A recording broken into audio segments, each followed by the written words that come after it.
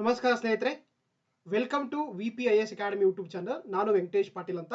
ನಾವು ಲಾಸ್ಟ್ ಕ್ಲಾಸ್ಗಳಿಂದ ಕರ್ನಾಟಕ ಆರ್ಥಿಕ ಸಮೀಕ್ಷೆ 2025-26ಕ್ಕೆ ಸಂಬಂಧಪಟ್ಟಂತ ಬಹು ಆಯ್ಕೆ ಪ್ರಶ್ನೆ ಉತ್ತರಗಳನ್ನ ಡಿಸ್ಕಸ್ ಮಾಡ್ತಾ ಇದೀವಿ. ಹಾಗಾಗಿ ಇದು ಒಂದು ಮೂರನೇ ವಿಡಿಯೋ ಕ್ಲಾಸ್ ಆಗಿದೆ. ಸೊ ಹಾಗಾಗಿ ಟಾಪಿಕ್ ಆಗಿದೆ ಹೂಡಿಕೆ ಮತ್ತು ರಫ್ತುಗಳನ್ನು ಕರೀತಾರೆ. ಇಂಗ್ಲಿಷ್ ನಲ್ಲಿ ಇನ್ವೆಸ್ಟ್ಮೆಂಟ್ ಅಂಡ್ ಎಕ್ಸ್ಪೋರ್ಟ್ಸ್ ಅಂತ ಕರೀತಾರೆ. ಓಕೆನಾ? ನಾವು ಇವುಗಳನ್ನ MCQ ಮುಖಾಂತರ ಡಿಸ್ಕಸ್ ಮಾಡ್ತಾ ಹೋಗೋಣ. ಆಲ್ರೆಡಿ ನಾವು 32 ಕ್ವಶನ್ಗಳನ್ನ ಕಂಪ್ಲೀಟ್ ಮಾಡಿದ್ವಿ. ಇದು ಮೂರನೇ ಪಾರ್ಟ್ ಬರುವಂತ ಸೊ ನೆಕ್ಸ್ಟ್ ಕ್ವಶನ್ಗಳು ಅಂದ್ರೆ 33ರಿಂದ ಕ್ವಶನ್ಗಳನ್ನ ಡಿಸ್ಕಸ್ ಮಾಡ್ತಾ ಹೋಗೋಣ. ನೋಡ್ತಾ ಹೋಗೋಣ. ಪ್ರಶ್ನೆ 33ನೇ ಪ್ರಶ್ನೆ, ಕರ್ನಾಟಕ ಇನ್ನೋವೇಷನ್ ಅಂಡ್ ಟೆಕ್ನಾಲಜಿ ಸೊಸೈಟಿಯು ಡ್ಯಾಶ್ ಇದರ ಅಡಿ ಅಥವಾ ಡ್ಯಾಶ್ ಅಡಿಯಲ್ಲಿ ಕಾರ್ಯನಿರ್ವಹಿಸುತ್ತದೆ ಕೊಟ್ಟಿದ್ದಾರೆ. ಅಂದ್ರೆ the Karnataka innovation and technology society operates under the which of the following department ಅಥವಾ ಮಿನಿಸ್ಟ್ರಿ ಅಂತ ಕೇಳ್ತಾರೆ. ನೋಡ್ತಾ ನೋಡಿ, ಏನು ಈ Karnataka innovation and technology society ಇದೆಯಲ್ಲ, ಇದೇನಂದ್ರೆ ಏನ್ ಮಾಡುತ್ತೆ, IT, BT ಮತ್ತು ವಿಜ್ಞಾನ ತಂತ್ರಜ್ಞಾನ ಇಲಾಖೆ ಅಡಿಯಲ್ಲಿ ಏನ್ ಮಾಡುತ್ತೆ, ಈ ಒಂದು ಸಂಸ್ಥೆ ಕೆಲಸ ಮಾಡ್ತಾ ಹೋಗುತ್ತೆ. ಸೊ ಹಾಗಾಗಿ ಆಪ್ಷನ್ ಸಿ ಕರೆಕ್ಟ್ ಆಗುತ್ತೆ. Department of IT, BT and science and technology ಅಡಿಯಲ್ಲಿ ಏನ್ ಮಾಡುತ್ತೆ, ಈ ಒಂದು ಸೊಸೈಟಿ ಕೆಲಸ ಮಾಡ್ತಾ ಹೋಗುತ್ತೆ. ಸೊ ಹಾಗಾಗಿ ಆಪ್ಷನ್ ಸಿ ಸರಿ ಆಗುತ್ತೆ. ಹಾಗಾದ್ರೆ ನೋಡ್ತಾ ನೋಡಿ ಏನ್ ಇದ್ರ ಬಗ್ಗೆ. Karnataka innovation and technology society ಇದೆಯಲ್ಲ, ಇದೇನಂದ್ರೆ IT, BT ಮತ್ತು ಸೈನ್ಸ್ ಅಂಡ್ ಟೆಕ್ನಾಲಜಿ ಡಿಪಾರ್ಟ್ಮೆಂಟ್ ಅಲ್ಲಿ ಕೆಲಸ ಮಾಡ್ತಾ ಹೋಗುತ್ತೆ.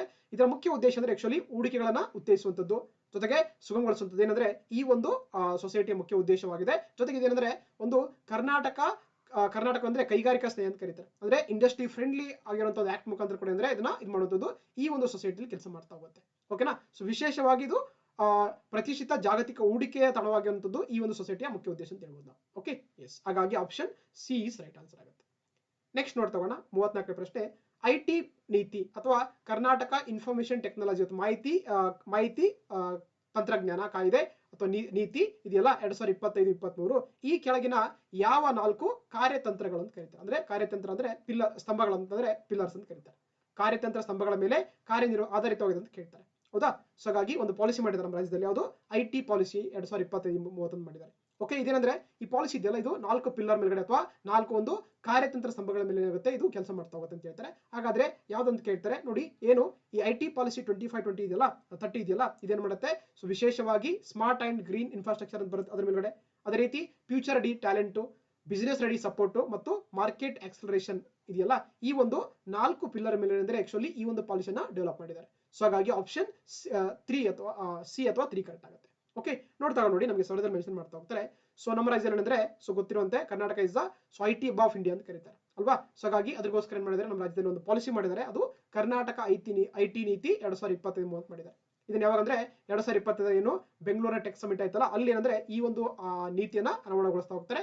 ಸೊ ಹಾಗಾಗಿ ಏನಂದ್ರೆ ಈ ಒಂದು ಪಾಲಿಸಿಯ ಮುಖ್ಯ ಉದ್ದೇಶವನ್ನ ಕರ್ನಾಟಕ ಇದೆಯಲ್ಲ, ಇದನ್ನ ಏನಂದ್ರೆ ವಿಶೇಷವಾಗಿ ಈ ಒಂದು ಕೃತಕ ಬುದ್ಧಿಮತ್ತೆ ಮತ್ತು ಏನು ಡೀಪ್ ಟೆಕ್ ಟೆಕ್ನಾಲಜಿ ಇದೆಯಲ್ಲ, ಅದರಲ್ಲಿ ನಮ್ಮ ಕರ್ನಾಟಕ ರಾಜ್ಯವನ್ನ ಒಂದು ಲೀಡರ್ ಮಾಡುವಂತದ್ದು ಈ ಒಂದು ಪಾಲಿಸಿಯ ಮುಖ್ಯ ಉದ್ದೇಶವಾಗಿದೆ. ಹಾಗಾಗಿ ಈ ಪಾಲಿಸಿ ಇದೆಯಲ್ಲ, ಇದೇನಂದ್ರೆ 4 ಪಿಲ್ಲರ್ ಮೇಲ್ಗಡೆ ಕೆಲಸ ಮಾಡ್ತಾ ಹೋಗುತ್ತೆ, 4 ಸ್ತಂಭಗಳ ಮೇಲೆ ಕೆಲಸ ಮಾಡ್ತಾ ಹೋಗುತ್ತೆ. ಯಾವ್ದು ನೋಡಿ, ಸ್ಮಾರ್ಟ್ ಅಂಡ್ ಗ್ರೀನ್ ಇನ್ಫ್ರಾಸ್ಟ್ರಕ್ಚರ್ ಅಂತಿದೆ, ಫ್ಯೂಚರ್ ರೆಡಿ ಟ್ಯಾಲೆಂಟ್ ಅಂತಿದೆ, ಅದೇ ರೀತಿ ಬಿಸಿನೆಸ್ ರೆಡಿ ಸಪೋರ್ಟ್ ಅಂತಿದೆ, ಹಾಗೆ ಮಾರ್ಕೆಟ್ ಎಕ್ಸಲೇಷನ್ ಅಂತ 4 ಸ್ತಂಭಗಳ ಮೇಲೆ ಅಂದ್ರೆ ಈ ಒಂದು ಪಾಲಿಸಿಯನ್ನ ಡೆವಲಪ್ ಮಾಡಿದ್ದಾರೆ ಅಂತ ಹೇಳ್ಬೋದು. ಓಕೆ, ಸೊ ಹಾಗಾಗಿ ಆಪ್ಷನ್ ಸಿ ಅಥವಾ E is the right answer ಆಗುತ್ತೆ. Okay, yes. ನೆಕ್ಸ್ಟ್ ನೋಡ್ತಾ ಹೋಗೋಣ. ಕರ್ನಾಟಕ ಡೇಟಾ ಸೆಂಟರ್ ನೀತಿ ಅಥವಾ ಕರ್ನಾಟಕ ಡೇಟಾ ಸೆಂಟರ್ ಪಾಲಿಸಿ 2022-2027 ಅವಧಿಯಲ್ಲಿ ಸುಮಾರು ಎಷ್ಟು ಕೋಟಿ ರೂಪಾಯಿಗಳ ಹೂಡಿಕೆನ ಆಕರ್ಷಿಸುವಂತ ಗುರಿ ಹೊಂದಿದೆ ಅಂತ ಕೊಟ್ಟಿದ್ದಾರೆ. ಒಂದು ಪಾಲಿಸಿ ಮಾಡಿದ್ದಾರೆ. ಯಾವ್ದಾದ್ರು ಕರ್ನಾಟಕ ಡೇಟಾ ಸೆಂಟರ್ ಪಾಲಿಸಿ 2022-27 ಮಾಡಿದ್ದಾರೆ. ಸೊ ಈ ಒಂದು ಪಾಲಿಸಿಯ ಮುಖ್ಯ ಉದ್ದೇಶ ಅಂದ್ರೆ ಎಷ್ಟು ಇನ್ವೆಸ್ಟ್ಮೆಂಟ್ ಅನ್ನ ಅಟ್ರಾಕ್ಟ್ ಮಾಡುತ್ತೆ ಅಂತ ಕೇಳ್ತಾರೆ. ಅದೆಷ್ಟಂದ್ರೆ ಸುಮಾರು ಎಷ್ಟು 10,000 ಕೋಟಿ ಅಂದ್ರೆ ಇನ್ವೆಸ್ಟ್ಮೆಂಟ್ ಅನ್ನ ಅಟ್ರಾಕ್ಟ್ ಮಾಡುವಂತದ್ದು ಈ ಒಂದು ಪಾಲಿಸಿಯ ಮುಖ್ಯ ಗುರಿಯಾಗಿದೆ. ಸೊ ಹಾಗಾಗಿ ಆಪ್ಷನ್ ಬಿ ಅಥವಾ 2 ಇಸ್ ರೈಟ್ ಆನ್ಸರ್ ಆಗುತ್ತೆ. ಓಕೆ, ನೋಡ್ತಾ ನೋಡಿ, ಮೆನ್ಷನ್ ಮಾಡ್ತಾ ಹೋಗ್ತಾರೆ. ಕರ್ನಾಟಕ ಡೇಟಾ ಸೆಂಟರ್ ನೀತಿ 2022-27 ಆಗಿದೆಯಲ್ಲ, ಇದರ ಮುಖ್ಯ ಉದ್ದೇಶ ಅಂದ್ರೆ ನಮ್ಮ ಕರ್ನಾಟಕವನ್ನ ಭವಿಷ್ಯದಲ್ಲಿ ಡೇಟಾ ಸೆಂಟರ್ಗಳಿಗೆ ರಾಜ್ಯವನ್ನ ಆದ್ಯತೆಯಾಗಿ ಮಾಡುವಂತದ್ದು ಈ ಒಂದು ಸೆಂಟರ್ ಮುಖ್ಯ ಉದ್ದೇಶವಾಗಿದೆ. ಜೊತೆಗೆ ಜಾಗತಿಕವಾಗಿ ಕೂಡ ಡೇಟಾ ಸೆಂಟರ್ ಪರಿಸರ ವ್ಯವಸ್ಥೆಯ ಅವಿಭಾಜ್ಯವಾಗಿ ಮಾಡುವಂತದ್ದು ಈ ಒಂದು ಪಾಲಿಸಿಯ ಮುಖ್ಯ ಉದ್ದೇಶವಾಗಿದೆ. ಸೊ ಹಾಗಾಗಿ ಏನು ಈ ಒಂದು ಡೇಟಾ ಸೆಂಟರ್ ಪಾಲಿಸಿ ಇದೆಯಲ್ಲ, ಇದೇನ್ ಮಾಡುತ್ತೆ ಅಂದ್ರೆ ಸುಮಾರು ಎಷ್ಟು 10,000 ಕೋಟಿ ರೂಪಾಯಿ ಹೂಡಿಕೆಯನ್ನ ಏನಂದ್ರೆ ಆಕರ್ಷಿಸುವಂತದ್ದು ಈ ಒಂದು ಪಾಲಿಸಿಯ ಮುಖ್ಯ ಉದ್ದೇಶವಾಗಿದೆ ಅಂತ ಕರೀತೀರಾ. Okay, that is called the Karnataka data centre policy 2022-27 ಅಂತ ಕರೀತಾರೆ. ಸೊ ಹಾಗಾಗಿ option B is right answer ಆಗುತ್ತೆ. Okay, S.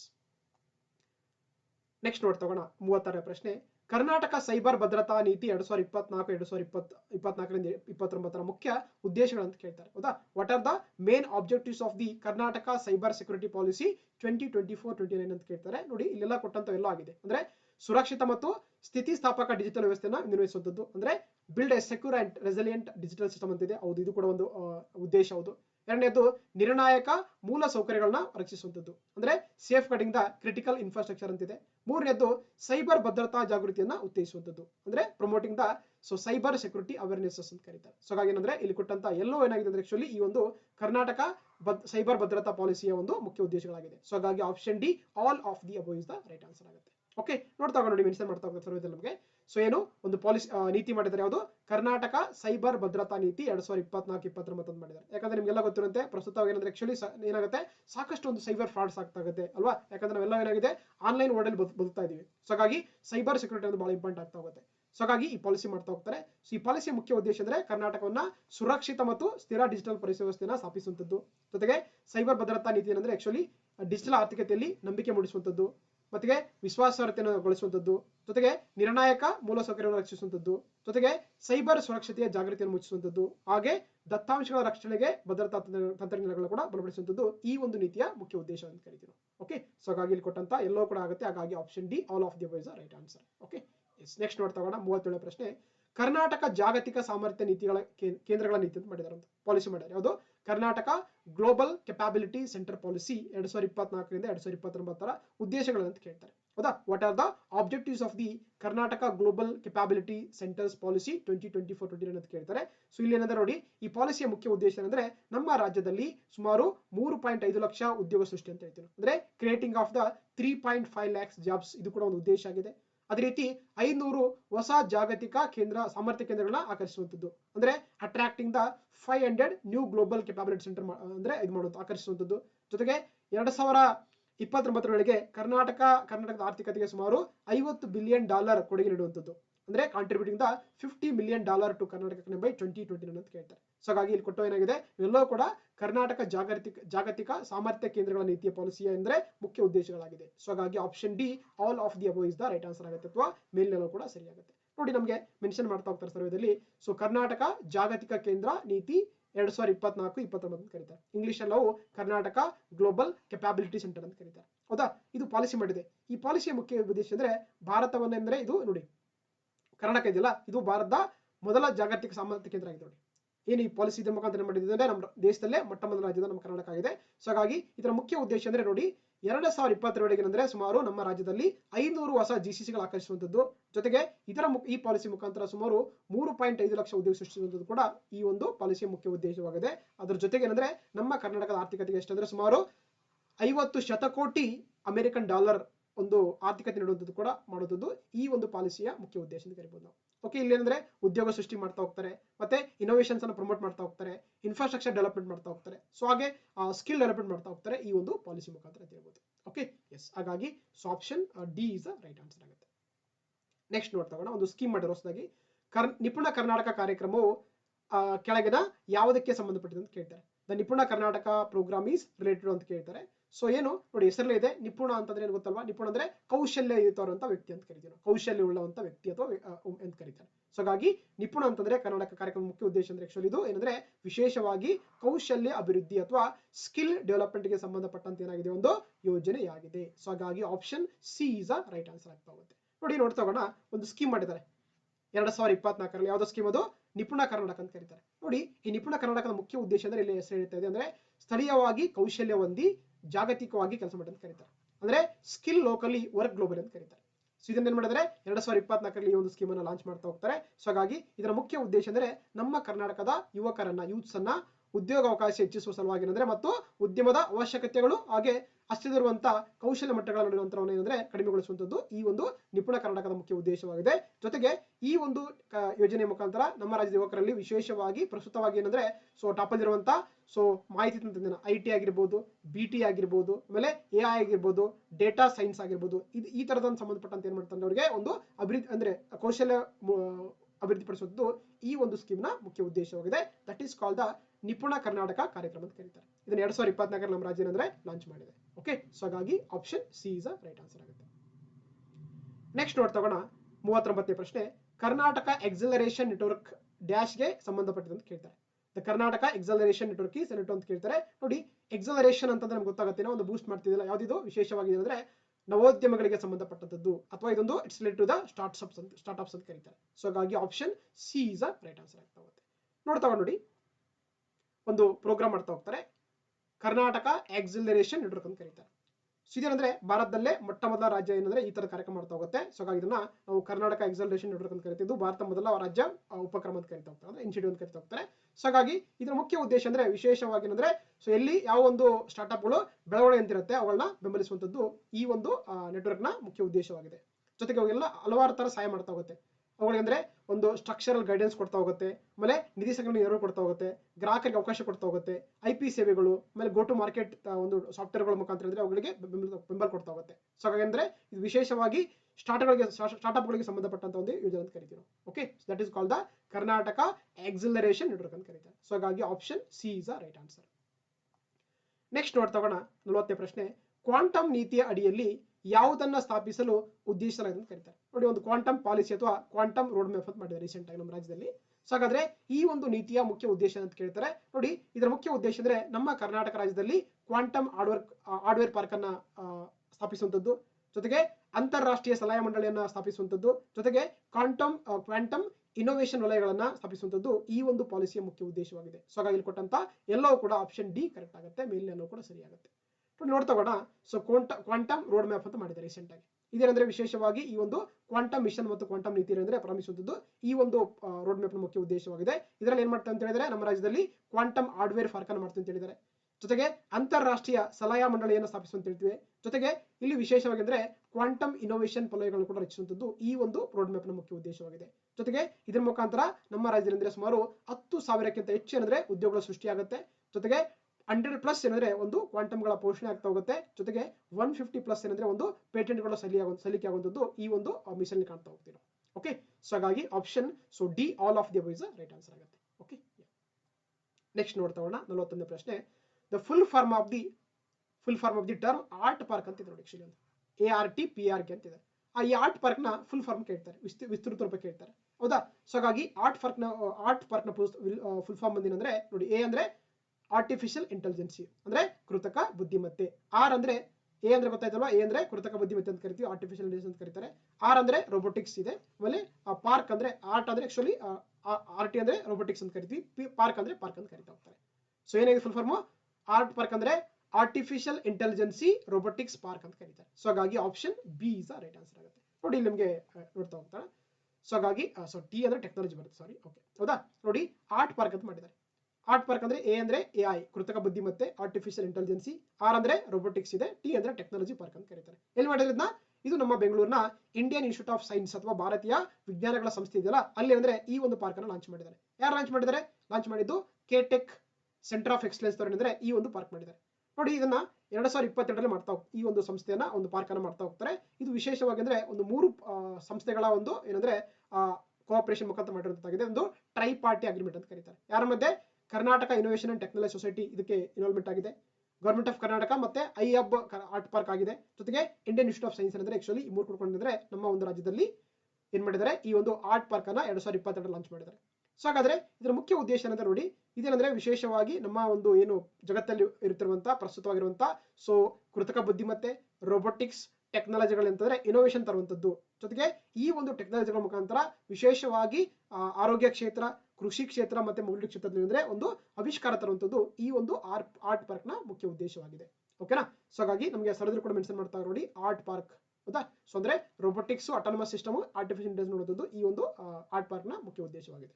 ಎಸ್, ಸೊ ಹಾಗಾಗಿ option B is right answer ಆಗುತ್ತೆ. ನೋಡಿ, ಟೆಕ್ನಾಲಜಿ. ಓಕೆ, ಟಿ ಅಂತ ಇನ್ನೊಂದು ಮಿಸ್ ಆಗಿತ್ತಲ್ಲ, ಟೆಕ್ನಾಲಜಿ ಅಂತ ಬರ್ಕೊಂಡ್ಬಿಡಿ. ಟೆಕ್ನಾಲಜಿ.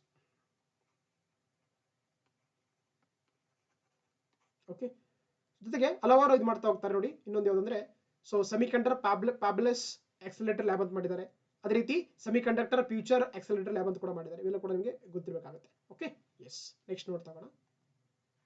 EMC 2.0 ಅಂತ ಇದೆ ನೋಡಿ. EMC ಅಂದ್ರೆ ಎಲೆಕ್ಟ್ರಾನಿಕ್ ಮ್ಯಾನುಫ್ಯಾಕ್ಚರಿಂಗ್ ಕ್ಲಸ್ಟರ್ 2.0 ಅಂತ ಯೋಜನೆ ಮಾಡಿದ್ದಾರೆ.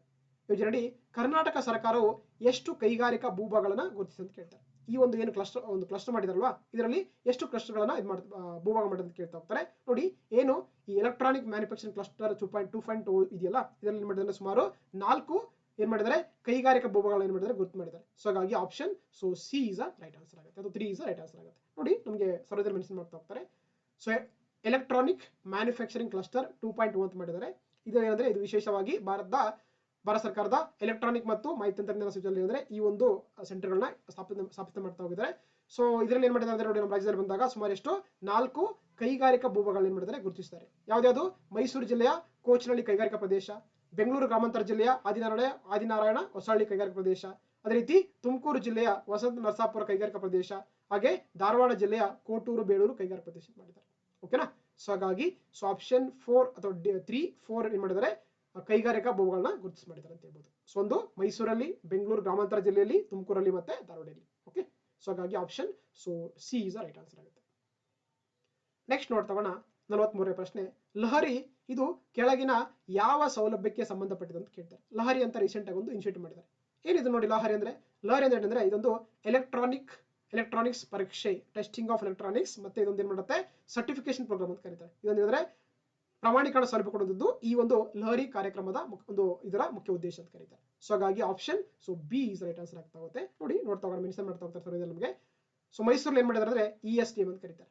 ಅಲ್ಲಿ ಏನ್ ಮಾಡಿದ್ದಾರೆ, ಈ ಒಂದು ಲಹರಿ ಅನ್ನುವಂತ ಒಂದು ಸೆಂಟರ್ ಮಾಡಿದ್ದಾರೆ. ಏನಿದು, ಇದೊಂದು ವಿಶ್ವ ಮಟ್ಟದ ಅತ್ಯಾಧುನಿಕ ಎಲೆಕ್ಟ್ರಾನಿಕ್ಸ್ ಪರೀಕ್ಷೆ ಮತ್ತು ಪ್ರಮಾಣೀಕರಣ ಸೌಲಭ್ಯವಾಗಿರುವಂತದ್ದು. It's a world class advanced electronic testing ಮತ್ತೆ ಸರ್ಟಿಫಿಕೇಶನ್ ಫೆಸಿಲಿಟಿ ಕೊಡುವಂತದ್ದು ಈ ಒಂದು ಏನಂದ್ರೆ ಲಹರಿ ಸಂಸ್ಥೆಯ ಮುಖ್ಯ ಉದ್ದೇಶವಾಗಿದೆ. ಓಕೆನಾ. ಸೊ ಹಾಗಾಗಿ ಗೊತ್ತಿರಬೇಕಾಗುತ್ತೆ. ಸೊ ಹಾಗಾಗಿ option B is right answer ಆಗುತ್ತೆ. ನೆಕ್ಸ್ಟ್ ನೋಡ್ತಗೋಣ, ಎಲೆಕ್ಟ್ರಾನಿಕ್ಸ್ ಎಕ್ಸ್ಪೋರ್ಟ್ ಅಲ್ಲಿ ಭಾರತದ ಅತಿ ದೊಡ್ಡ ರಫ್ತುದಾರ ರಾಜ್ಯ ಅಂತ ಕೇಳ್ತಾರೆ. ಅಂದ್ರೆ ಲಾರ್ಜೆಸ್ಟ್ ಎಕ್ಸ್ಪೋರ್ಟಿಂಗ್ ಸ್ಟೇಟ್ ಅಂತ ಕೇಳ್ತಾರೆ in the field of the electronics ಅಲ್ಲಿ, ಸೆಕ್ಟರ್ ಆಫ್ ದಿ ಎಲೆಕ್ಟ್ರಾನಿಕ್ಸ್ ಅಂತ ಕೇಳ್ತಾರೆ. ಸೊ ಹಾಗಾಗಿ ನೋಡಿ, ನಮ್ಮ ದೇಶದಲ್ಲಿ ಬಂದಾಗ ಅತಿ ಹೆಚ್ಚು ಎಲೆಕ್ಟ್ರಾನಿಕ್ಸ್ ಇಲ್ಲಿ ಯಾವ್ದು ಮಾಡ್ತಾರೆ ಅಂದ್ರೆ ಅದು ಬಂದು ತಮಿಳುನಾಡು ಮಾಡುತ್ತೆ. So option C is right answer ಆಗುತ್ತೆ. ನೋಡಿ, ನಮಗೆ ಮೆನ್ಷನ್ ಮಾಡ್ತಾ ಹೋಗ್ತಾರೆ ಸರ್ವೇದಲ್ಲಿ, ಏನು ಕರ್ನಾಟಕ ರಾಜ್ಯ ಇದೆಯಲ್ಲ, ಏನಾಗಿದೆ, ಇದು ಕೂಡ ಒಂದು ಲೀಡರ್ ಆಗಿದೆ ಎಕ್ಸ್ಪೋರ್ಟ್ ಆಫ್ ದಿ ಎಲೆಕ್ಟ್ರಾನಿಕ್ಸ್ ಅಂತ ಕರೀತಾರೆ. ನೋಡಿ, ಕರ್ನಾಟಕವು 2024 ಮಾಡಿದ್ರೆ ಸುಮಾರು ಎಷ್ಟು ಅಮೆರಿಕನ್ ಡಾಲರ್ $7.8 ಶತಕೋಟಿ ಎಲೆಕ್ಟ್ರಾನಿಕ್ಸ್ ವಸ್ತುಗಳನ್ನು ದಾಖಲಿಸಿದ್ದು ಏನಾಗಿದೆ. ಸೊ ಹಾಗಾಗಿ ಸೆಕೆಂಡ್ ಸ್ಟೇಟ್ ಇದೆ ನಮ್ಮ ರಾಜ್ಯ. ಫಸ್ಟ್ ಯಾವ್ದಿದೆ, ತಮಿಳುನಾಡು ಇದೆ. ಅರ್ಥ ಆಯ್ತಾ. ಕರ್ನಾಟಕವು 2ನೇ ಅತಿ ದೊಡ್ಡ ರಫ್ತು ರಾಜ್ಯವಾಗಿದೆ. ಯಾವುದರಲ್ಲಿ, ವಿಶೇಷವಾಗಿ ಎಲೆಕ್ಟ್ರಾನಿಕ್ಸ್ ಸಂಬಂಧಪಟ್ಟ ಒಂದು ಎಕ್ಸ್ಪೋರ್ಟ್ ಅಲ್ಲಿ. ಸೆಕೆಂಡ್ ಪ್ಲೇಸ್ ಕರ್ನಾಟಕ ಇದೆ, ಫಸ್ಟ್ ಪ್ಲೇಸ್ ಅಲ್ಲಿ ತಮಿಳುನಾಡು ಇದೆ. ನೋಡಿ, ನಮ್ಮ ರಾಜ್ಯ ಇದೆಯಲ್ಲ, ದೇಶದ ಎಲೆಕ್ಟ್ರಾನಿಕ್ಸ್ ರಫ್ತಲ್ಲಿ ಎಷ್ಟು ಅಂದ್ರೆ ಕರ್ನಾಟಕ ಎಷ್ಟಿದೆ, ಸುಮಾರು 22% ಏನ್ ಮಾಡುತ್ತೆ ಕಾಂಟ್ರಿಬ್ಯೂಟ್ ಮಾಡ್ತಿದೆ, ಅದು ಇಂಡಿಯನ್ ಎಕಾನಮಿಗೆ ಅಂತ ಹೇಳ್ಬೋದು. ಸೊ ಹಾಗಾಗಿ option C is right answer ಆಗುತ್ತೆ. First place Tamil Nadu, second place ಇರೋದು ನಮ್ಮ ಕರ್ನಾಟಕ ಅಂತ. ಓಕೆ, ಎಸ್, ನೋಡಿ ಕೊಟ್ಟಿರೋದಾ. ಸೊ ಫಸ್ಟ್ ತಮಿಳುನಾಡು ಇದೆ, ಆಮೇಲೆ ಸೆಕೆಂಡ್ ಕರ್ನಾಟಕ ಇದೆ, 3ನೇ ಪ್ಲೇಸ್ ಅಲ್ಲಿ ಉತ್ತರ ಪ್ರದೇಶ ಇದೆ, 4ನೇ ಪ್ಲೇಸ್ ಅಲ್ಲಿ ಮಹಾರಾಷ್ಟ್ರ ಇದೆ. ನೋಡಿ, ಹೌದಾ, ಯಾವ್ದಿದು ರಾಜ್ಯವಾರು ಎಲೆಕ್ಟ್ರಾನಿಕ್ಸ್ ರಫ್ತುಗೆ ಸಂಬಂಧಪಟ್ಟಂತೆ. So first state Tamil Nadu, second place ನಮ್ಮ ಕರ್ನಾಟಕ, 3ನೇ ಪ್ಲೇಸ್ ಇರುವುದು ಉತ್ತರ ಪ್ರದೇಶ ಆಗಿದೆ. ಸೊ ಗೊತ್ತಿರಬೇಕು. Okay, yes. ನೆಕ್ಸ್ಟ್ ನೋಡ್ತಾ 45ನೇ ಪ್ರಶ್ನೆ.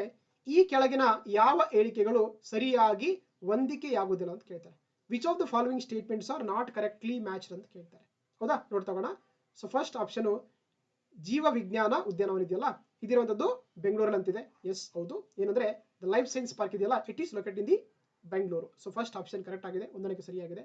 ಎರಡನೇದು ಜಲಸಾಗರ ನಾವೀನ್ಯತೆಯಲ್ಲಿ ಶ್ರೇಷ್ಠತೆ ಕೇಂದ್ರ ಮಂಗಳೂರು ಅಂತ ಕರೀತಾರೆ. ಅಂದ್ರೆ the centre of excellence in aqua marine innovation ಇದೆಯಲ್ಲ, ಇದಿರುವಂತದ್ದು ಕೂಡ ಮಂಗಳೂರಲ್ಲಿ. ಸೊ ಹಾಗಾಗಿ ಎರಡನೇ ಒಂದು ಮ್ಯಾಚ್ ಕೂಡ ಸರಿ, ಮ್ಯಾಚ್ ಆಫ್ ದಿ ಫಾಲೋವಿಂಗ್ ಕೂಡ ಸರಿಯಾಗಿದೆ.